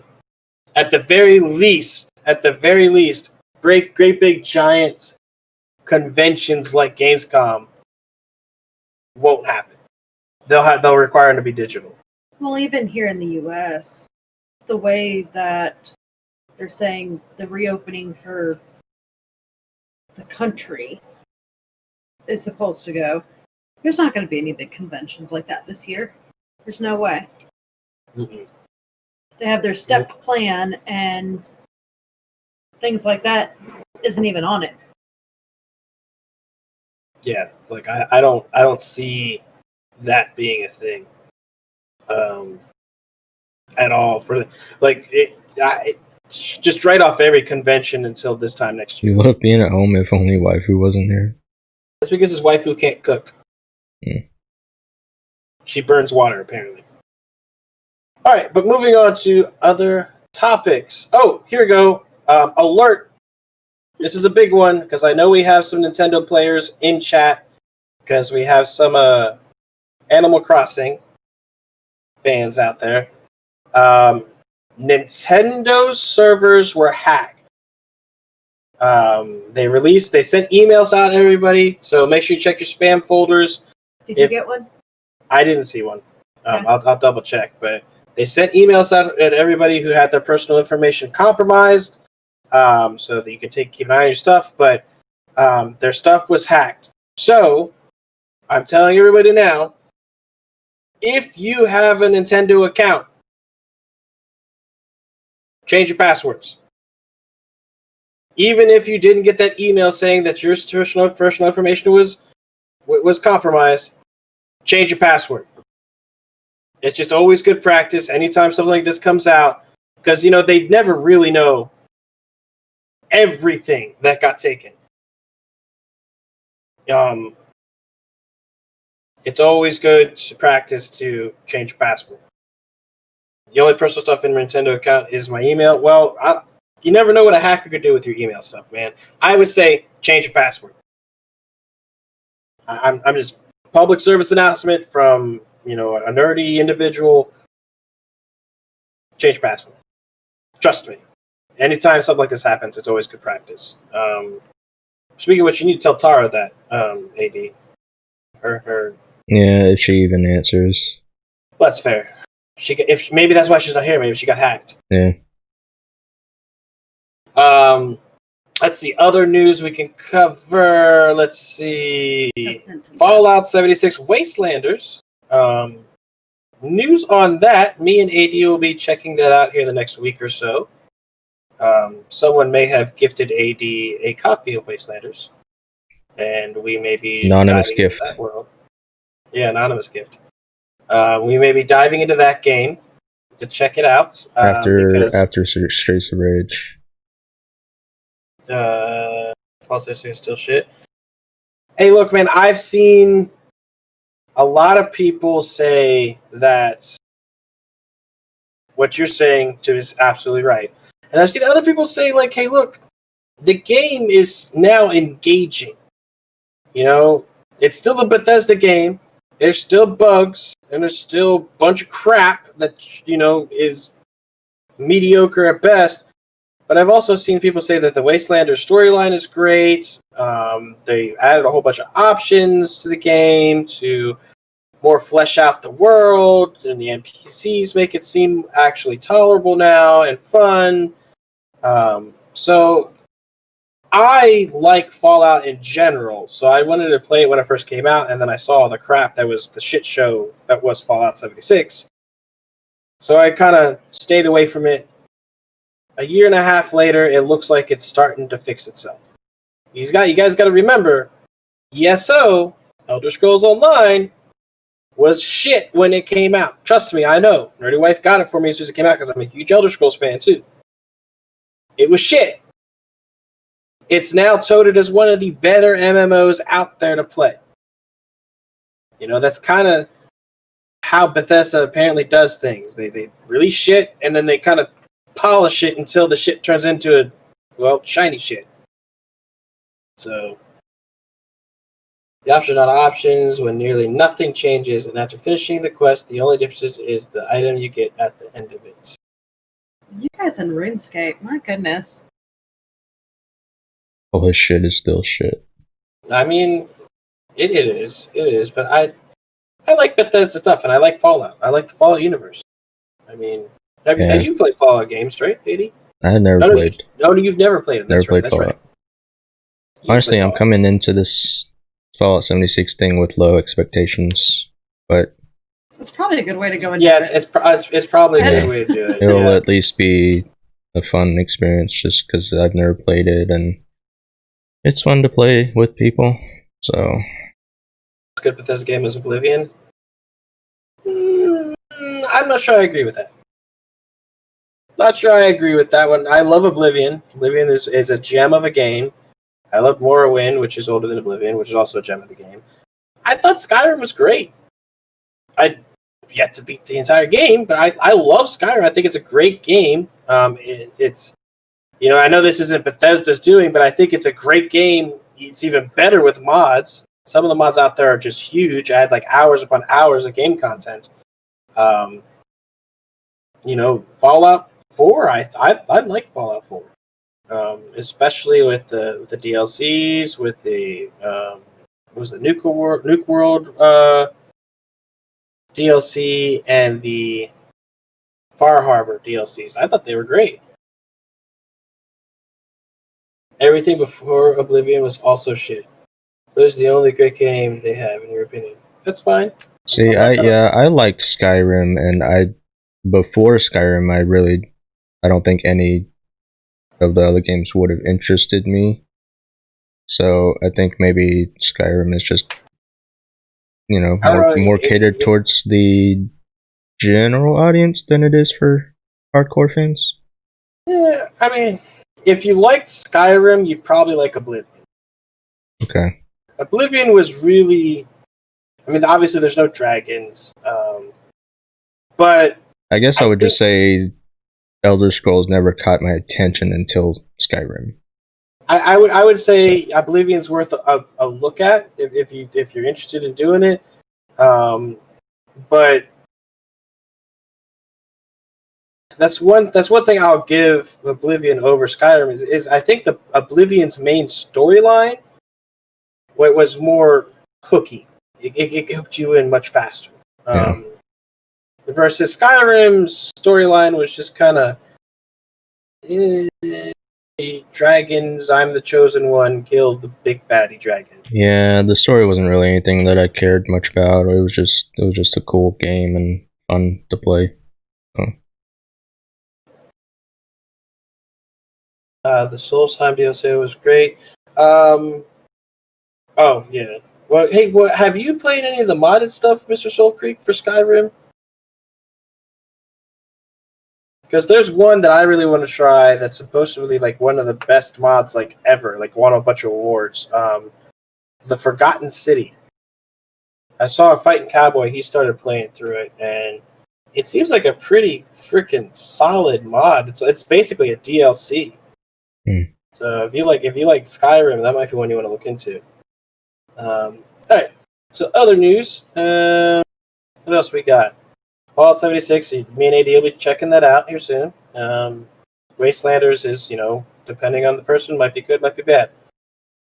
Let's see. Oh, the cheaters. Oh, the cheaters story. Oh, have you guys heard this one? Is Gamer still in here? Cheaters? NBG? Metro Board Gamer, you still in here? No, he had to go to yard work. Oh, he missed the cheaters one. So Call of Duty. This is a fun story, guys. So Call of Duty has a pretty aggressive anti-cheating software. Okay? I got to give you the whole story. First of all, their anti-cheating software is actually so aggressive, it's actually labeling some people who are just really good at the game as cheaters, which sucks because they're getting banned and kicked out of Call of Duty, and I think it's the open world one they have, or the Battle Royale one, which really sucks for them because Activision has said these bans are non-negotiable. If you get banned for cheating, you're just fucked. You don't get to have somebody manually review it or anything. They said nope, banned. So they dropped the big dick ban hammer, I guess. I mean, being really good is basically a cheat, so I mean, it's not fair to everyone else. However, they have now stated that what they're also doing, if they find cheaters, instead of just banning them, they're going to start putting them in their own. So if you get labeled as a cheater, you're going to get put in your own roster of individuals, your own queues, and they're going to have the cheaters play against the cheaters. I would love to be have a spectator thing to watch that. Yeah.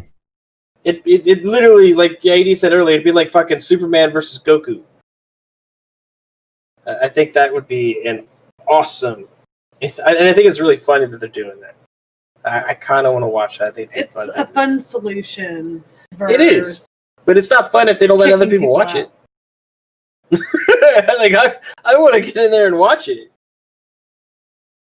I'll find the cheaters that are streaming. Superman's the best cheater and will win from Goku. Apparently, we'll find out. I don't know. AD, who do you think would win between Goku and Superman? So you're saying Goku hands down? Goku. It's been scientifically proven. Scientifically proven? Yeah. How? I don't know, but some guy on the internet actually broke it down once. The thing about Superman, though, Superman is a cheater because Superman, his writers can write him to be as strong as they want him to be. Like, Superman's strength changes throughout whatever comic book series you're reading. Like, he could, freaking, I don't know. Yeah, but haven't they done it with Goku, too? Well, Goku is part of one story. There's different universes of Superman. Some... In one universe, he's faster than a speeding bullet. In another universe, he's fucking faster than light. It's... The writer needs some sort of weakness resolution. Yeah, that's the thing. That's the thing I hate most about Superman is that he has no relatable weakness. It's just some made-up shit. Well, speaking of Superman, there was a Superman game in development? An open world Superman? Why? Because they wanted to make one like Batman. You can never make a good video game from a character that can do everything. And that's always been the challenge. They've made Superman games in the past, and people always said, "Well, this isn't you're Superman. You're either too weak or you're not powerful enough." Yeah, the only Superman story that was ever good was the one where they had to bring everyone else up to his level in Injustice. Well, there was one in development. It was supposed to be stylized in Metropolis, like the Batman Arkham games. Superman can wish you to stop existing. I don't think that's Superman. That would be magic. That was Superman's other weakness. Remember? Yeah, magic. But so that was the thing. It was supposed to be like a Arkham style game only with Superman, or like a Spider-Man style game with Superman. It's been canceled. Probably because they couldn't come up with anything good. Well, yeah, and I think that's the challenge a lot of them are having with it is like you either have to find a way to lessen Superman's strength and power level, which will piss people off. Yeah, because they're like, this is a Superman thing. Or go ahead. Or you have to bring in somebody who's literally, why are we fighting in the city when he could just destroy the planet? Yeah, I was going to say, the other option is to not put it on Earth. Put Superman in some other universe where he actually has competition. Bring in some alien race that can actually fight with Superman. Stop putting it on Earth where, he's basically Immortal? don't. Yeah. Yeah, I don't know. Like Well, there was one Superman game where Superman himself didn't really have a life bar. It was the city that had a life bar, and that's just fucking stupid. Yeah. Like, I mean, I to be entirely honest, I wouldn't mind a Superman game in like Metropolis. I think it would be neat. You know, I liked the Arkham Asylum and Arkham Knight games and all the Batman Arkham games. I enjoyed them a lot. I played them all. I think I beat all of them. I think You did. They were great. I think I 100%ed all of them. You did.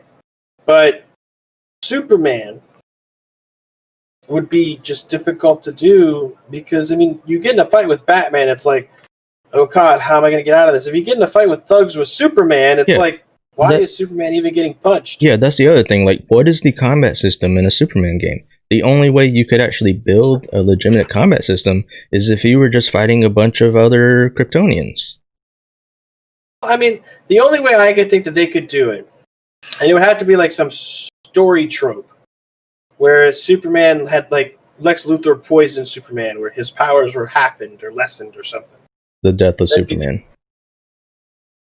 And that story was told on the Super Nintendo. What, the death of Superman? Yeah. So, I don't know. But that was canceled. So if you guys were looking forward to a good Superman game, that was canceled. Also, the Iron Man game, the VR one, that looked actually really cool. That was postponed, so I delayed, I guess, indefinitely. Let's see. Anything else we got that we need to bring up? There's some Kotaku news, but nobody cares about Kotaku. Battlefield 5 is dead. So if anybody here played Battlefield 5, it's dead. I don't think anyone here did. No. But Activision? No. EA owns Battlefield. EA basically said they're not doing anything else with it. It's done. Soul Creek did. It was shit. He did? Soul Creek like Battlefield? I did? Was shit. Oh. Boobages will conquer Superman. I would say, I would ask Soul Creek, what game isn't shit? And he'd be like, Gothic. Animal Crossing. Animal Crossing. Gothic and Animal Crossing. If only they made a Gothic Crossing. But let's see. News-wise, I mean, there's not a whole lot of stuff newsworthy, guys. It was kind of a dead couple weeks. I mean, unless we want to talk about The Last of Us 2 leaks, but I do not want to spoil those for AD. We're not spoiling anything. I'm just going to say y'all going to be pissed.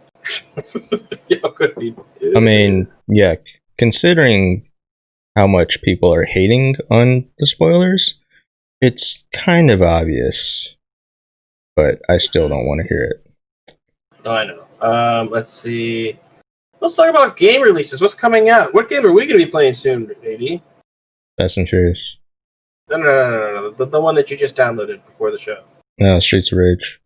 Streets of Rage. So I think that just came out this past week. Game releases May 2020. Let's see. Top 10 new games in May 2020. Let's see. I don't want to watch a video. You have dozens of games you love, but most modern games are shitfests created to scam people out of their money. Best thing about Marvel is the strongest existence in Marvel is the one above all, which is the writer. Alright, let's see. That's so, Minecraft Dungeons is supposed to come out on the 26th of May. So that'll be fun. What? Minecraft Dungeons. Yeah, it's the ARPG version of Minecraft, basically. Yeah, I still have no interest. John Says it was Wick. Diablo-like. Wait, John Wick Hex comes out on PlayStation 4. It's a John Wick game, really? Yeah, I heard about that. Really? Oh, Fast and Furious was delayed. Oh no! Damn it. Let's see. Oh, here's a good one. If you're a Switch owner, who remembers Oddworld? Hated that game. Really? It was so weird. It was Which odd. one? There was a couple odd ones out there. This one is Munch's Odyssey, because the first one was Oddworld Abe's Odyssey. We have Munch Odyssey. Switch is getting a lot of stuff. You get Star Wars Episode 1. No! Oh, dude, I'm going to have to get this on Switch. I forgot about this. The only good... Oh, Minecraft was the only good game this year? So Pod Racer. You remember the original So, Creek, have you seen game? all of Final Fantasy? Say again, what's this say? Looking at this here, I was so hyped about Final Fantasy. Final Fantasy series, not interested in the Switch version. Not fast. So wait, no, because anybody remember when Episode 1 came out on the N64, they had the Pod Racer game? Anybody remember that? Mm-hmm. I remember that. That shit was my jam. It's coming out on the Switch. And PS4. On the 12th. No, just the Switch. Yep, on the 12th. Let's see. Not Fast and Furious, the one and only F. What? It says May 26th, New World will be coming out. I thought that got delayed. I don't think this is updated with stuff that got delayed because I think the John Wick one got delayed too. Did it? I think so. Let me go to their page. Oh, I already had the page open. Did it get delayed? Wait, the Fast and Furious website says it's still coming out in May. No, it still says it's coming out in May. John Wick's coming out in May. Fast and Furious was the only good game this year. Well, okay, that was a month ago that was posted. Okay, I didn't see anything. New World. I know New World got delayed though. Almost positive, didn't it? Who here's what do you think about it? Just said it on that page that you were on. Oh wow, Fast and Furious hasn't even updated their fucking website. It still says the movie's coming out in May. How do you feel about the New World game? What's that? AD? It's the Amazon game. It's developed and published by Amazon. It's an MMO. How do you feel about big companies like Amazon entering the video gaming arena? I mean, everybody wants to enter the video game arena. Look at fucking Google. I mean, but do you think it's a good thing? No, I think it's stupid. That's not coming out until August 25th for New World. How are you able to read this shit so fast? I think it's stupid that all these big companies are just trying to take over the world by having their hand in everything. Look, you can't see shit from fucking 3 feet in front of you, but you can look over my shoulder down to an obscure spot on the screen and read that? Contacts. They'll do like Google, think they're a big player, and then lose immediately. Yeah. Yeah, that's how I kind of feel. I don't want... It's bad enough we have companies like... Don't get me wrong, I like Microsoft, I like Xbox, but it's bad enough we have Xbox, or Microsoft, and Sony, and Nintendo, 3 big companies already. I don't think we need any really bigger companies like Google and everything else. That's all we need. I mean, unless these new players are going to come out with their own exclusives, like Microsoft, Sony, and Nintendo is all we need. Yeah. I don't think adding anybody else is gonna. Hey, by the way, PUBG's coming to Stadia. That'll be interesting. No? Yeah, we're all excited about that. Nothing? Okay, sorry. No. I thought that was like big news. So No. You know, it'll be fun to play PUBG on a delay. Yeah. Add a new challenge. PUBG was a lagging mess even before Stadia. That's a very true point. That's fantastic. That's 100% correct. PUBG still exists. It'll always exist. Just like Fortnite. And the Battle Royale genre in general is kind of... I'm surprised Nerdy Boy hasn't asked for that game. What, Fortnite? Yeah. He did. I told him no. Remember? He wanted to put it on the Xbox. Told him no. No, because I asked him if he wanted it, and he said, no, I don't really like that kind of game. And then he asked for it because his friends play it. All of them. Yeah, because who the fuck doesn't play it? I said no. I got him some interesting other games, like My Time at Portia, and that other one he plays nonstop now. What is that? Terraria. Or Terraria. God, he's so into that game. That's a good point. That because I think where my appreciation for like varieties of games originally came from was that my dad would just buy a bunch of fucking bargain bin games at random. Basically, and just basically what I did. I went on a Game Pass and I said, "This looks interesting. This looks interesting. This is interesting. I know this is good. This is good. This is good." And just put it all in the Xbox. I said, "Here, don't ask me for another game until you've tried or beaten all these ones." And dear God, don't download anything. Yeah. And he's been playing the hell out of Terraria. He likes that game a lot. Soul Creek approves. And then you played Raft. What's wrong with Raft? Raft is Raft is getting good. It adds to the variety. Yeah. Raft, I mean, I'm not. Raft. Yeah. I'm definitely interested in it now, but it's obviously it's not like I'm turning into that type of player. I mean, like let's be clear. Raft is getting good. Yeah. It's a good break. It doesn't mean it's my favorite game. Yeah. I mean, it's like, I'm watching what's on TV right now. I may be enjoying it. It's not my favorite TV show. Like, Raft 22. Like when you're watching cooking shows with me. That's it. I'm changing my name. Raft 22. Raft 22. Yeah, fucking boring to watch. I don't see how. I'm always laughing on Raft because it's hilarious. AD literally. It shouldn't even be called Raft. It should be,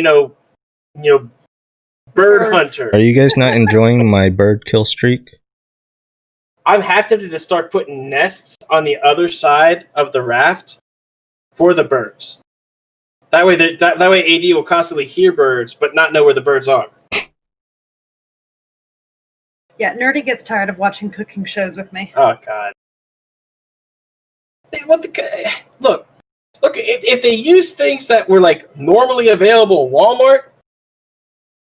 Like, the guy's like, I got this Madagascaran fucking vanilla bean that I'm going to scrape off and use this, 300-year-old whatever spice and put it in here too. And I'm like, what the fuck? Not all of them are like that. And what was the other thing? The shaved black truffles. I've never even seen a black truffle in my life. And I like mushrooms. Kroger. Bullshit. Pretty sure I've seen that before. This is so what? With this. What is this? Raft. It's actually a dog that went raft. That's hilarious. But yeah, there's nothing. Yeah, guys, like May has turned into a very. Like I said, our last show, we are entering into the dry spell season. Our next big game release is The Last of Us 2 in June. And I think the one after that is Ghost of Tsushima in July. Yeah, I gotta figure something out for May because I'm gonna finish Final Fantasy on Tuesday. So what are you looking for? I don't know. That's a question. Like, the person's it's like talking to a person like, I gotta figure out what I'm gonna eat for dinner. What are you looking for? Don't talk about food. I'm hungry. Yeah, I mean, I still have Bloodborne, which I started and then haven't even come back to ever since. But I don't even know if people want to watch Bloodborne or. I mean, what else do I have that's unfinished? Or I could start something new, but. Well, I mean, what do you have in your backlog?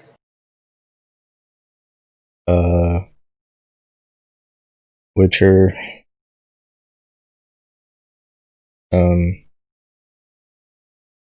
What else was there? Assassin's Creed Origins. I don't think I want to stream that though. Origins wasn't a bad game. I mean, but again, it's one of those big, question mark Ubisoft style open world games. So. You'll watch Bloodborne. Okay. They would watch if it's any Souls like game, they would watch it, and it's apparently the greatest thing ever. So it's just How many people are you trying to piss off today? I don't know.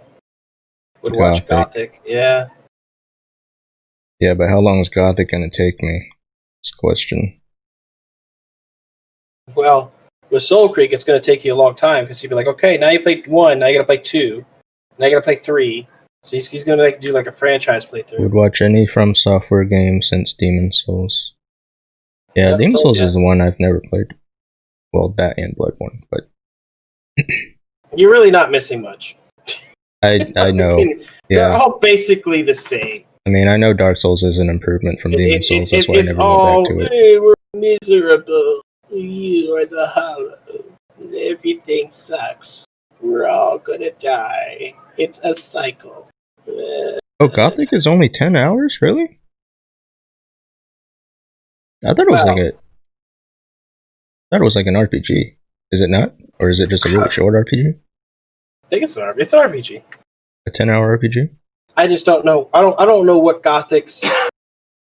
Wait. Are you talking? Are you beelining main story? It's only 8 to 10 hours. I thought Gothic had a lot more content than just 8 to 10 hours. It is, but every square inch is filled with love. And you know what, nerdy? I feel right at home. Dark Souls is literally the game that prevented me from committing suicide. Hey, look, if you love the game, like that's my point. If you love the game, love it, live it, play it. I'm just saying, me personally, It's not your thing. Yeah, it's not my jam.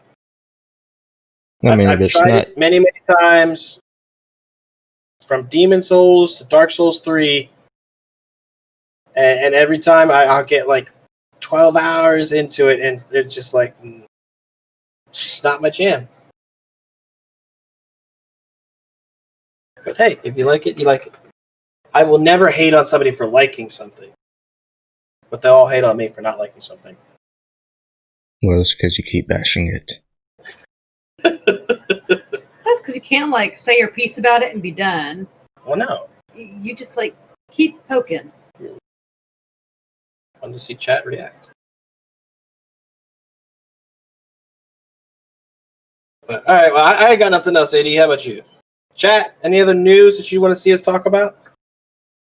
Watching Raft and Monster Hunter has the opposite effect on me, Leroy. Gothic's from 2001, game's enormous content-wise, deep world building, amount of details, no question mark hunting, just pure content.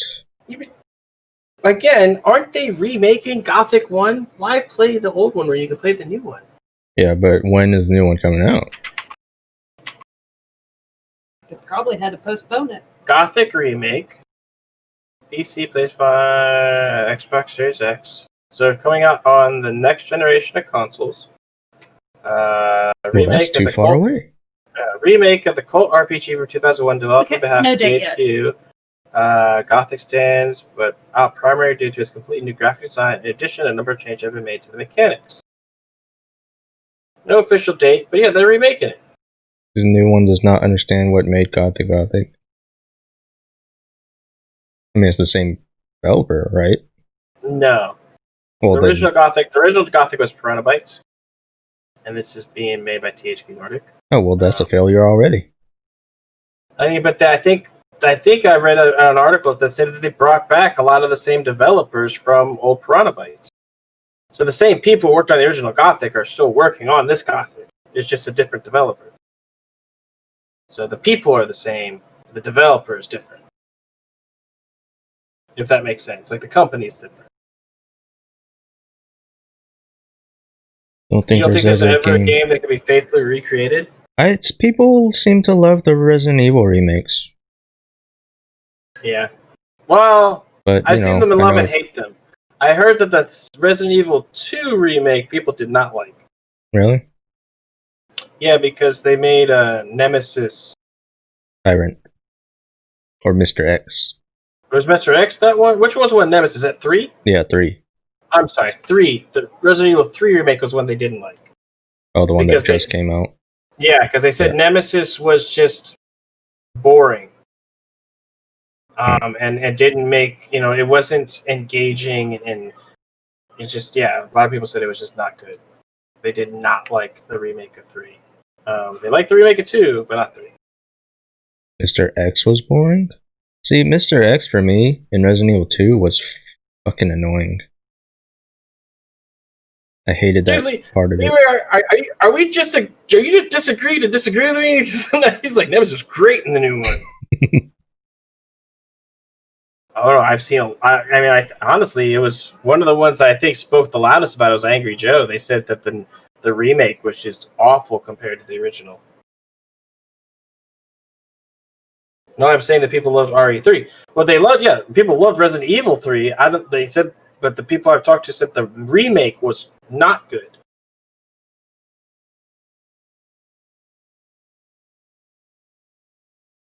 Okay, what are you doing? I can't see. Well, I got tired of leaning back. It was hurting my back.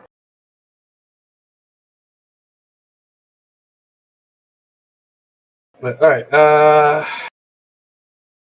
where are we? I don't know. Those people are. I don't know who those people are. I have heard people say Mr. X was born because he just walked after you. I mean, that's what he did in the original game too. He just kind of walked after you. Yeah. That was Mr. X's thing. It was just annoying for me. I don't know. I didn't feel horror from it. It was just annoying. Every time I heard his footsteps, I was like, oh, god damn it. Now I gotta deal with this shit. I can't go that way because he's gonna come. It's annoying. It is like a sense of false horror. Yeah.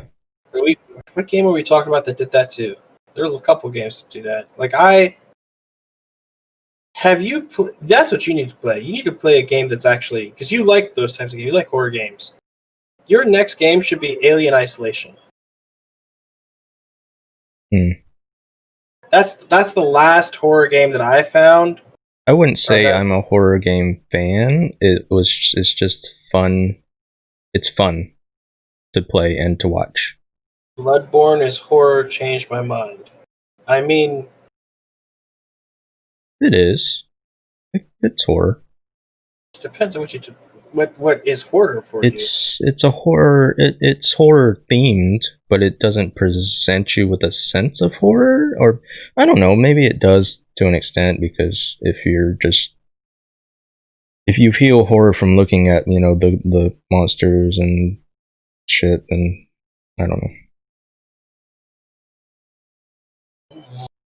What did you share with this? Gothic intro. Oh. There's the Gothic intro. Okay, well, why are we sharing the Gothic intro? I don't understand. Because he's trying to get AD to play it. Well, no, we were discussing it, and he's okay. Gothic teaser.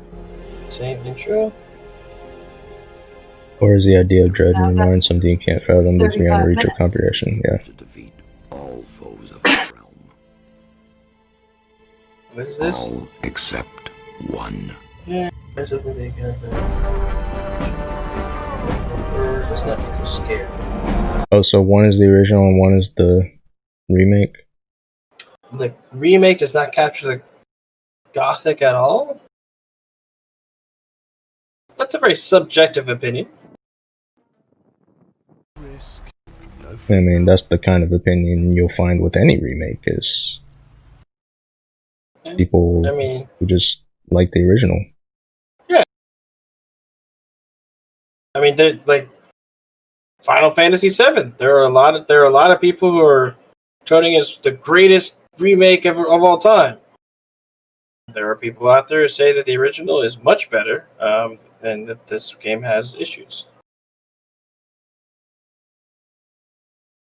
Gameplay wise, it's not a good remake. But story wise, I think we have to wait until we see the full game to really judge. If people don't like where it's going now, then that's fine. But I'm just gonna wait for the whole story to be told. I don't know. I think the Gothic remake is going to be an improvement because it's going to make it more approachable as a game.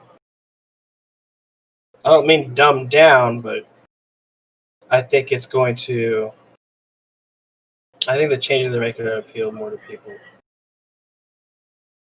True horror game can make you feel terrified without a jump scare or a thing chasing you. Yeah, I mean, Jump scares aren't horror. Jump scares are cheap horror. So I don't like that. Yes and no. I like all types of horror. I like my jump scares in certain movies. You know, I like my. Yeah, I guess I wouldn't say jump scares in general are cheap horror, but some of them are. Especially when it's overdone. When it's just, I don't know. Jump scares can be done well. I would say a good horror movie or game is a game that pulls you in and makes you, whether it jump scares you to make you fear a certain thing, or so you feel like Lyra said, a sense of dread when something happens. Perfect example. Best horror game ever made. Not going to change my mind, so don't even try. Best horror game ever made was the original Silent Hill. Literally terrifying. I've seen Silent Hills. I've never played them. The first one is the best one. The first one on the original PlayStation is the best one and is literally terrifying.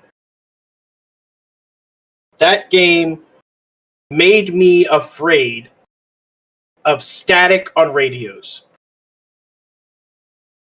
Terrified me for a while because it was terrifying.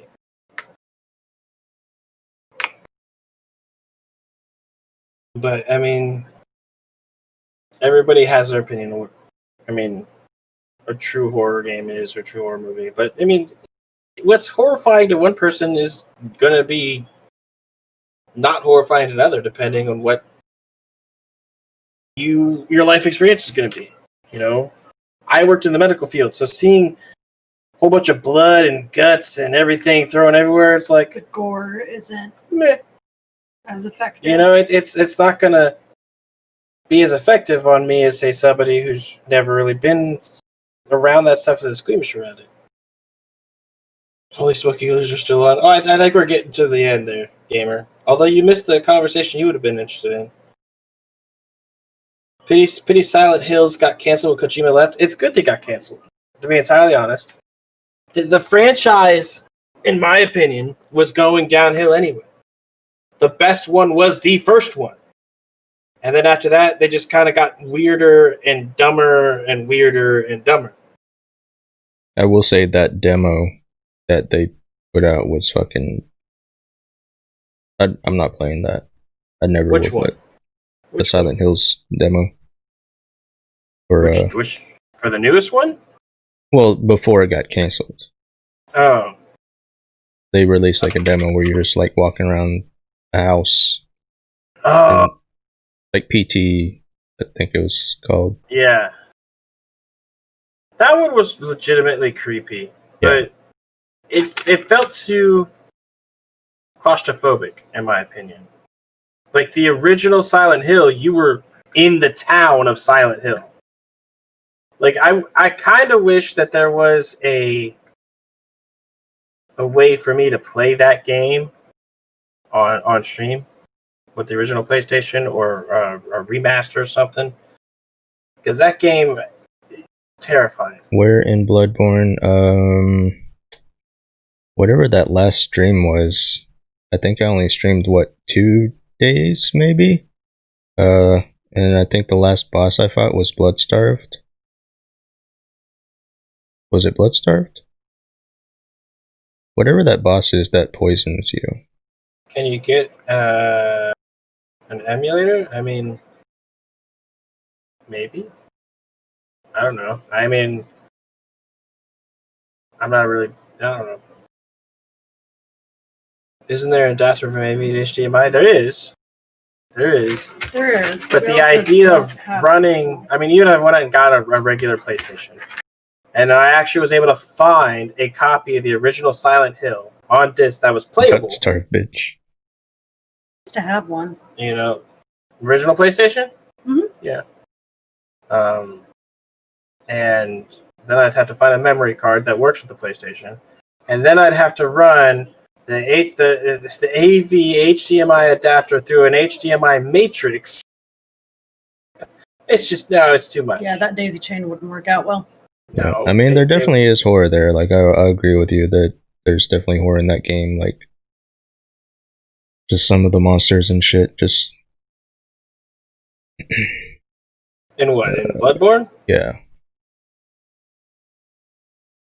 It's a soul. Right outside the church with the weird dude sitting there is an item drop of a clothing set. You have 2 or 3. You can send me one. 2 or 3. Clothing What? set with a top hat? I don't think so. Yeah, I haven't picked up any new clothes except for that first set Memory card. that you can find in the sewers or whatever. When is that supposed to come out? I want to play that game. What is it? Maneater. When you play as the shark. Oh, isn't that like soon? Summer? May or June? It was supposed to come out in May 2020. It just has a later date. Where did you read that? To a later date. How the hell are you able to read that shit so fast? What the hell? Skimming for a date. And I Goddamn saw it said bionic later eyes. date. Jesus Christ. So yeah, You we actually don't read it word for word. I just skimmed through everything. So, I yeah, probably so will continue streaming that after Final Fantasy because I gotta finish it. I can't keep half playing games and shit. Oh. Epic says May 22nd, Maneater. Well, I'll play the fuck out of that. It's not going to come out then. Shut up, woman. I want to play as a big giant shark that eats people. That's fine. You're not playing it on that day. On what day? May 22nd. What's It May won't be released 22nd? then. That's when it's supposed to release. Yeah, but why can't you play it on that day? Because there's no way it's going to be released then. It's, Because it said on the other page. I'm on the storefront. This is where you can buy it from Epic Games. Available May 22nd, 2020. For now. Oh my fucking god. I'm on their storefront. I'm just saying. You know what's going to happen because now I've said it. That was their original release date. Nerdy Wife has insight from the developers. She knows. Apparently. She probably read it before, like, She read the leaks. developers wrote it. Well, she read the leaks before the developers leaked it. Like, has bionic eyes. She created the leaks. That's what it is. Instant Yeah. access. I don't know. I wonder if this game's going to be multiplayer. Can we be like 2 sharks running around eating people? I don't know. It says action RPG single player. You have to go back down. Action RPG. You Yeah. can upgrade your shark? Oh yeah. Going back up. You I'm can trying to read. you evolve your shark like this mutated like fucking like some of the pictures they showed were like you're this mutated freaking shark with armor or like tentacles. You can like teleport eventually. Like you That looks become cool. like the ultimate man-eating shark. Hold on. What? Go get your own damn computer. Street sharks. Oh my god, yes. I want to be a street shark. Yeah, give me an adult version of the street sharks in a game where they can go around and just kill people. Alright, do don't violently. we have that on DVD? Street Sharks on DVD? Hell yeah, we do. Okay. I have the cartoon on DVD. Got it for the nerdy boy. Yep, and he hated it. No, he didn't. I thought he didn't like it. No, he watched all of them, and then Oh. he just got bored of watching them. Oh. But alright, I'm out of stuff to talk about, AD. You got anything Yeah. else? Nah, I think I'm good. We went All right, overtime guys. again. We went, how what? We went overtime again. Where are my subs? Oh, yeah! Where are my subs? We went My overtime sub. 2 weeks in a row. Yeah. 2 weeks. we didn't have a show last weekend. We didn't. Yeah, we did. It was the week No, we before. We canceled the show last weekend, didn't we? We canceled the show the week before. No, because last weekend Tara was out of town. But we still did the show. Oh, did we? Oh. The week before, she just didn't wake up, so we canceled that one. Well, so then they owe us subs. For shame. I like chat. everyone's just gone quiet now. Yeah. That's For right. shame. That's right. Don't make another fucking comment until you give me some money. Oh my god. Yep. And you know what, chat? If you're playing games and you're not getting angry, playing them right. Time for talking later? Yeah, sure. Like right after this? I could do that. And no. I don't have a job. Yeah. Yeah, we know that. I'm sorry about that. A lot of people down. It sucks. I should see this giant raven outside. Damn, it's huge. Catch it. Make it your pet. Keep it. Odin's after me. Oh well. All right, guys. I think we're done. Alright, guys. Yeah. That's we'll be it. Back, we'll be back next weekend with some more nerdy news. Hopefully, with Tara. More of the same. Yep. AD, you streaming tonight? Nah. I probably won't stream tonight. When you have time for tomorrow- Twitch, you have $10 for a sub. But tomorrow, I will be probably doing a bonus stream. Do some more South Park. So, I will see you guys then. AD, when's your next stream? If not today, when? Tuesday. Tuesday's the end of Final Fantasy. And AD will see you for the epic conclusion of Final Fantasy VII Remake. Be there! Or go watch it later in his VODs. Yeah. Yeah. Alright, guys. I think we're done. Okay, Time to guys. smile and wave. Smile and wave. Bye, guys.